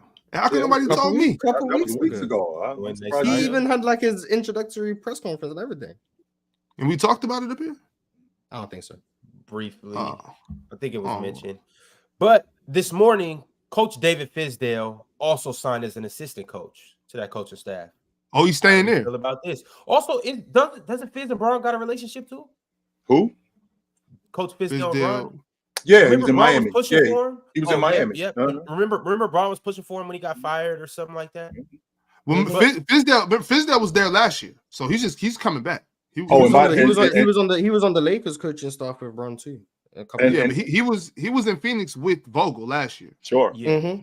Ron, this comment you got up here really got motion. He said, "Is Kobe not nepotism though? He had an NBA dad and a lot of privilege. What do you define nepotism?" 100%. Kobe Bryant, he doesn't get in those runs in Philadelphia at LaSalle.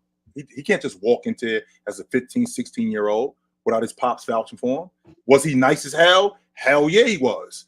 But the fact that his pops vouched for him, yes. W nepotism. It helps. Connections always help. Yes, absolutely they do. Absolutely they do. Also, speaking of assistant coaches signing extensions, also Caron Butler agreed to a 4-year extension with the Miami Heat. Miami. Shout out Caron Butler. Oh. What's up, Karan? And then also Chilltown just mentioned it a little bit earlier. Damo, I'd like to hear your thoughts on TyronnLue signing an extension with the Clippers. Long-term agreement.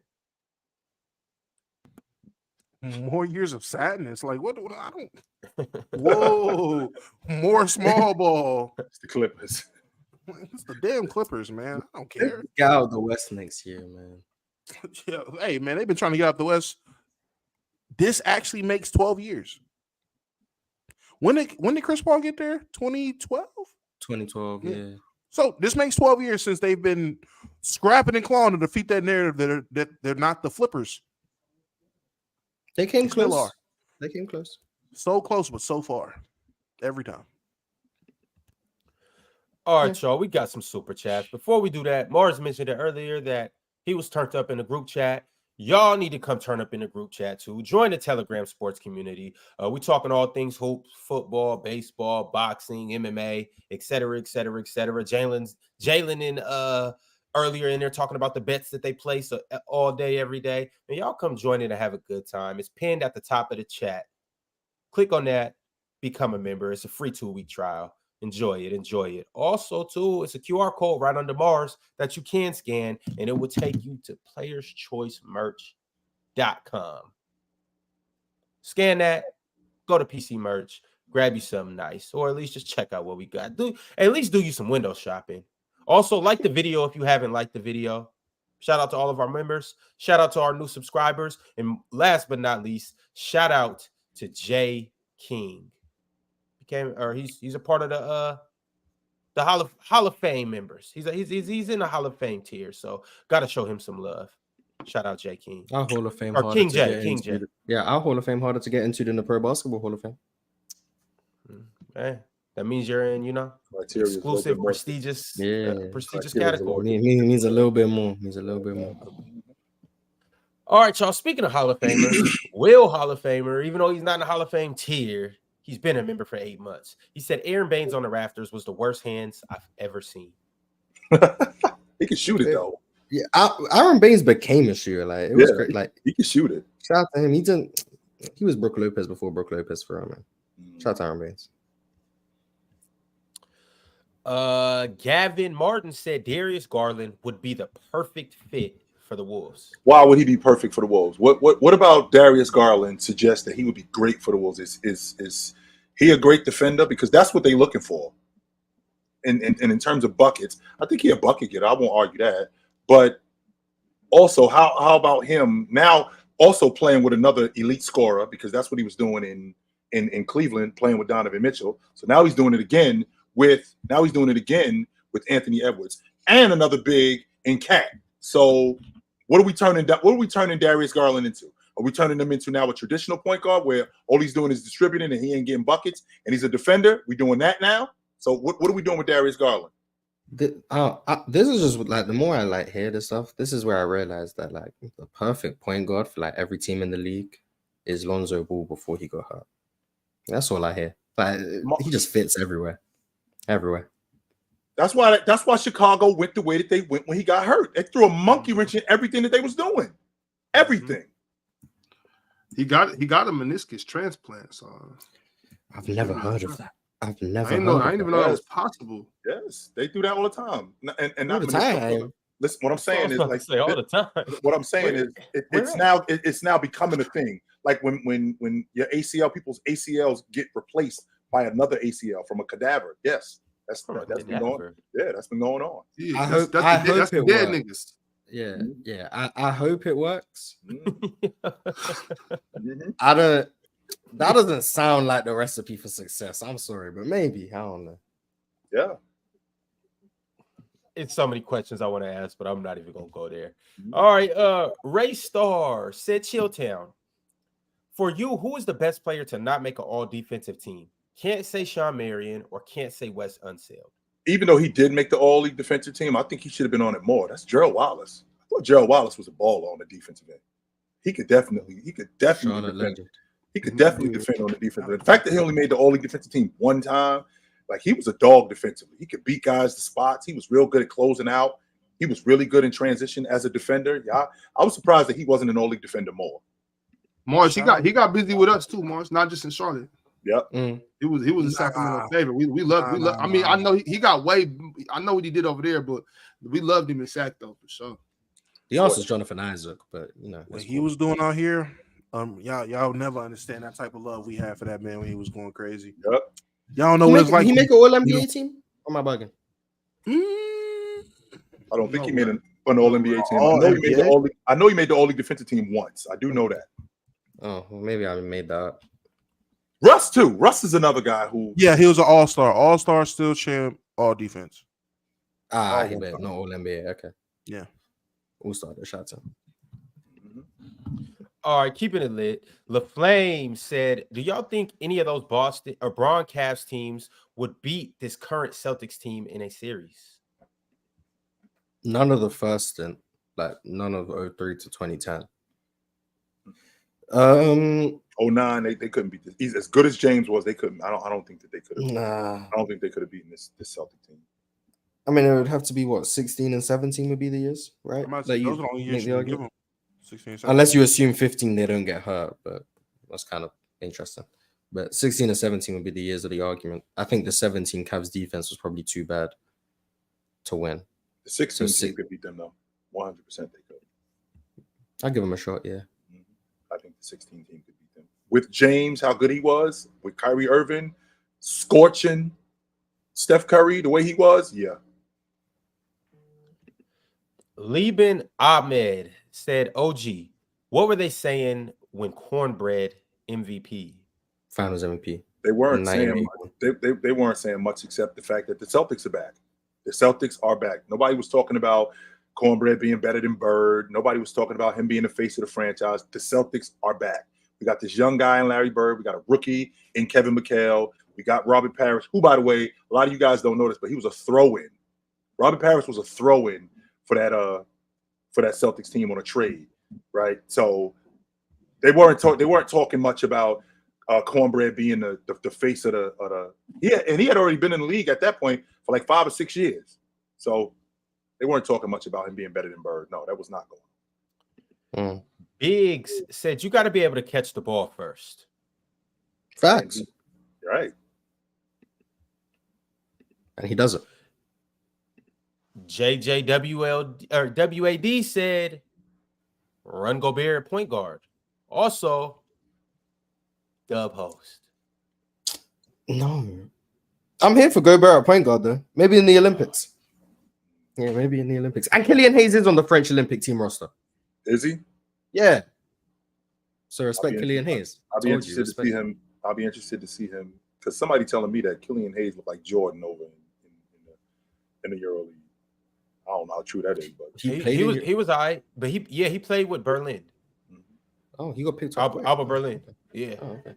He was all right. Didn't Panathinaikos win? Yeah, Pana won. Yeah, they won the EuroLeague championship. Yeah. Who did they beat, Ron? Who did they beat? They packed up Real Madrid. Okay. Rudy Fernandez, Sergio Rodriguez. Who else was over there? Oh, Herman. No, Herman Gomez doesn't play for him. What's his name? Played for the Knicks for a little bit. Played for Hazonia. Yeah. Mario Hazonia. He was on Real Madrid. Who else? I don't know if y'all remember Yabusele. Played for the Boston. Gershon Yabusele. Yeah, him. I thought he was Greek, but anyway. Yeah, Yabusele. Yeah. Someone said Campazzo. Campazzo. Yep, Campazzo. He was on Real Madrid too. Yeah. So who Pano got? Because I'm hearing. I was about to say they had a bomb squad. I know Pano got Costas Antetokounmpo, but he didn't really pay for it. They got Costas. Giannis was there. He was there in. He wasn't in the parade, but he was there during the post game ceremony. You know, he was doing the interviews. Yeah, I seen him in. Yeah, I seen an interview. I didn't see that. He wouldn't have been there if he wouldn't have saw Drew, but he's a sucker. So. But they got their Shout team. out They Tucker. Shout have out Jeremy Grant on their team. Kendrick Nunn, who balled out. Kendrick Nunn had 20 points in the championship game. Remember when we had Trey Dalton, who came on here? He was one of the one-on-one trainer, which he'll come on again during the summer. They had Matthias Lazort. That's a dude who he worked with, who he talked about. Remember, he was saying, so they had him, and he really should have got Final Four MVP. But they also got a dude named Kostas Sloukas. Kostas Sloukas. Yeah, he won it. Yeah, he's kind of like that in the EuroLeague circles. And did he get busy, Ron? Like we don't got to downplay this dude. Is this dude nice? He got busy. Yeah, he nice. All right, interesting. So Olympiacos lost again. They lost to Real Madrid. Yeah, they got smoked by Real, and then Real came in laid an egg against Pana, who's Olympiacos' crosstown rival. It's like the Clippers and the Lakers, the Panathinaikos and Olympiacos. And also too, Panathinaikos, they have Juancho Herman Gomez. You guys know him from the Adam Sandler movie. Bo Cruz. Bo Cruz, yep. So they had a pretty good team. Interesting. I've seen Usman Garuba going to Real Madrid the next season. Shout out to him. Houston legend. I think Dominique Wilkins played for Panathinaikos. Yeah, they won the EuroLeague championship. Yeah. Shout out to the EuroLeague, man. Shout out to the EuroLeague. JJWAD we said just did that one. Y'all don't want to do it again? No. Yeah, let's do it again, Ron. Yeah, let's do it again, Ron. No. Why do we need to hear the same lie twice? Rudy Gobert at the point guard and W host. Garbage, trash. No, garbage. Yeah. Get out of here. Right, trash. I'm just trying to provide some entertainment for this show, man. That's all I'm trying to do. Darrell612 said trade Cat to Houston for Jabari, Brooks, and picks. Nope. I'm not gonna lie. France are looking like a dangerous team in the Olympics, soon. Like some of the guys they got coming up, they might win an Olympic gold medal. Just putting that out there. Very, very intrigued with what they got. All I'm saying, Marcus, Argentina came out of nowhere. None of us knew about them dudes. France ain't coming out of nowhere. I'm just saying that France gonna be around. They gotta do a study for what they got going on over there. In France, just a plethora of 7-footers. How you got 7 Wembies in a row, just scattered out? Like what the? I don't know. It just out of nowhere, all these little niggas just get 7 feet with guard skills. Come on, y'all seen a 13-year-old, 14-year-old? Yeah, Mohamed Dabone. He is not 12. Okay, let's get. Hold on, he's French. Right now. He is not 12. He plays for Real Madrid, right? He is not 13. That's a grown man. But I think he's French. The one that just be dunking everything. And I think he's French. I'll check, but I think he's French. I know he plays for Real Madrid though. I was on the timeline the other day. There was a 12-13-14-year-old that's like, I know who you talking about. He is not 12. No, he ain't. He ain't no damn 12. Get the hell out of here. They making them in labs, man. I don't know what's going on. They making them in labs. Oh, Damo, he look like an adult. Damo, he looks like an adult. This dude is drop step dunking. He's skipping in the lane. I'm trying to imagine him against 7th graders. Chill, not uncoordinated at all either. Out there right, moving like he ain't tripping over himself or nothing like that. He's skipping in the lane, throwing it down with 2 hands. I'm looking at him like he better than some of these college dudes that's playing on big time programs today. He's playing up. He's playing in the under 18 league. So he's not like that's against good competition, especially for his age. Yeah, that dude is not no 12 years old. I ain't buying it. Nope. Apparently he's from Burkina Faso.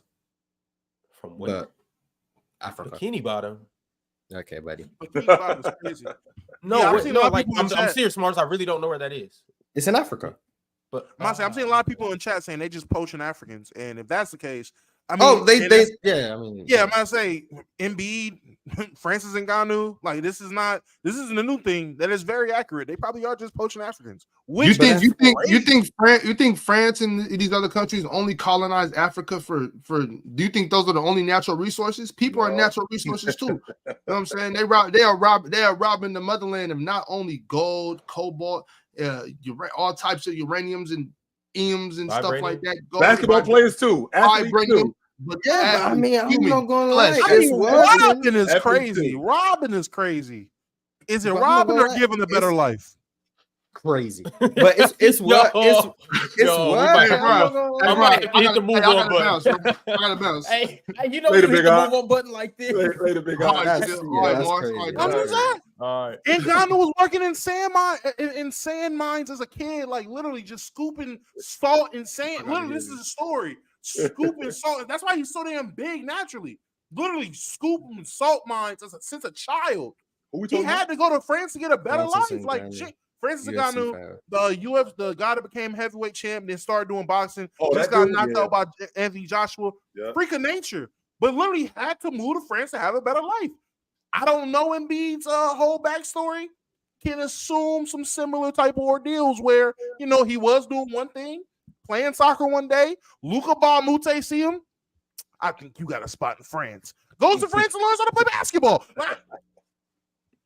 It ain't ridiculous. Is it colonization It's not or ridiculous. is it helping out? Like, I don't know. At this rate, generational wealth, as long as they put it back into Africa, this is a win-win. Now, if they just all throw the money back to France, I ain't never I'm done crazy. that. But I mean, I guess I say, Domo they- caping No, for no. this colonial Ngannou European. give some money back to Africa. He go back to Africa and give back. Same thing with Does Israel France Adesanya. give money back to Africa? They don't got to because these dudes got all the money and they're going back and they're giving it back. Crazy. That's asking too much of France. They got them out of there. Now you want them to give money Asking too much back? of Like France. what? Shout out to the French national team's future, man. Shout out to the They French put the national money team. into invest in this guy. You want them now to put money back into the people they didn't want to invest in? What? Domo was thinking he's having a whole new world. It's crazy, but I mean, I guess. All right, so Mars Glazer said, y'all see UD and Perk talk about the 08 versus 24 Celtics? I did not see I that. did not. No, I assume they picked the 08 Celtics. I'm assuming. I I'm want pretty you guys sure to he all did. go Yeah. watch this tonight, and we'll talk about this a little bit more tomorrow. Mhm. I'm surprised we didn't talk about what Jeff Teague said. What do you say? The CJ Monster? That's hilarious. Nah, Chris Paul might- being better than Allen Iverson. Yes, I'm he did surprised. say I'm that. surprised. Yeah, I'm surprised. A Yes, lot of he people did say that. disagreeing with him. I'm surprised. Yeah, I'm surprised no one wanted to talk about it. Yeah, he But did we only say got 3 minutes, so yeah, there's nothing to talk about now. What about It's fine. CJ Miles? Oh, remember 2017? Yep. When the Pacers played the Cavs, Yeah. and I think it was game 1 or game 2 where CJ Miles took like the game winner and he missed. Yeah. And then Paul George was in the interview after the game saying that like I gotta gotta- take that shot. You Need that gotta shot. give me the ball. I'm the player that need that shot. And gotta then give me the ball. CJ Miles must have asked Jeff Teague after the game if like it was a bad shot for him to take, and Jeff Teague was like, "Nah, that's a good shot. That's the best look we could have got." So then game 4 comes around. CJ Miles gets the ball again late in the game, passes it straight to Paul George. No, he's not taking the shot this time. Passes it straight to Paul George, and Paul George hits nothing but backboard on the 3, misses. They get swept. And then CJ Miles comes into the locker room afterwards, after the game, and shows Jeff Teague the Paul George Gatorade commercial. Where he says where like he hits the game winner. But instead of him hitting the game winner, it's the clip of him hitting the sides of hitting the backboard on the shot. And apparently, Jeff Teague just started dying laughing. So shout out to Paul George, man. Shout out to Paul George. I think at that point, Mars, in 17, if I'm not mistaken, I think Paul George in the fourth quarter and then go ahead buckets. I think he was 5 for 21 at that point. He was getting them up. Mhm. That's hey, we take the positives. He wasn't afraid in the moment. Mhm. He just missed, but he wasn't afraid to shoot. So you gotta give him credit for that. 20%. I mean, you But missed yeah, the ball that every was five funny. shots. Garbage. Taylor Rodriguez said PC weekend NYC. Depending on where we at in New York, because we can't go to the Bronx because Mars will get roughed up in the boogie down. Queens too. We can't go to Queens. 'cause Why would Mars- I get roughed up? Yeah, Mars, we got to keep you out of Queens and We the got boogie definitely down. we got to keep Mars out of Queens, and we got to keep Mars. We got to keep Mars out of Queens. We got to keep Mars out of the Bronx. Mars, Maybe you wanna go Manhattan. Yonkers? Because You wanna go Yonkers, Mars? Mars is more of an Upper West Side. Mars is more of an Upper East Side, Manhattan type of dude, or more of a Soho type of guy. So I can That's- get with Soho. I'm from actually work. the ends, man. What we doing right now? That would actually work. York? Like, come on, man. I could for sure get with some Sohos, no doubt. Did y'all know Mars was French? We found out on Open Gym. I didn't know he was French. Why do you think I'm caping for the French national team so much? And man? Jamaican, and makes Jamaican. sense. Yeah, French and Jamaican, I guess, and Japanese and Austrian. Mhm. Shout out to Oostenrijk. I got some Asian people in my bloodline too, Mars. Just so you know. So, I mean, the Chinese did get brought over for similar activities. Yeah, makes sense. Somebody was in the slave quarters. Yep. Shout out to Vibe with Seth. He joined as a member as well later in the show. So shout out to Vibe with Seth. Appreciate you for joining as a member. Shout out to all the other members that joined and everybody that sent through a super chat. Once again, shout out to our Hall of Famer King J. And last but not least, Matt sent through a super chat. He said start bench cut. Brunson, Kyrie, Ant-Man. Why is Ox in Cancun? Well, Ox being He's chilling with the Kings. That's why they invited him out. Sabonis, after he gave him that vote, he bought him that all-inclusive ticket down to Cancun. So Ox will probably be down there for the rest of the summer with Sabonis. Shout out to Playoffs have down there in the 10. Playoffs have a tendency to make people forget what guys were, especially when they raise their game. So a guy like Ant-Man, like we bring this up all the time. We was not talking about Ant-Man like this during the regular season. We was talking about him, but we wasn't talking about him like this. So that's just not true. It's not. We weren't. So you're cutting Ant-Man? Damn, no, my glorious King Ant. I'm going to say, because if I'm not mistaken, Kyrie missed something like 20 games this year due to injury. 20-something games. So I would start Brunson, I'd bench Ant, and I'd cut Irv. All right, y'all. There you have it. Make sure to join the group chat, like the video, become a member, subscribe, yada, yada, yada. We'll catch you at the same time tomorrow. We out. Later. Merry Christmas. Later. Be easy.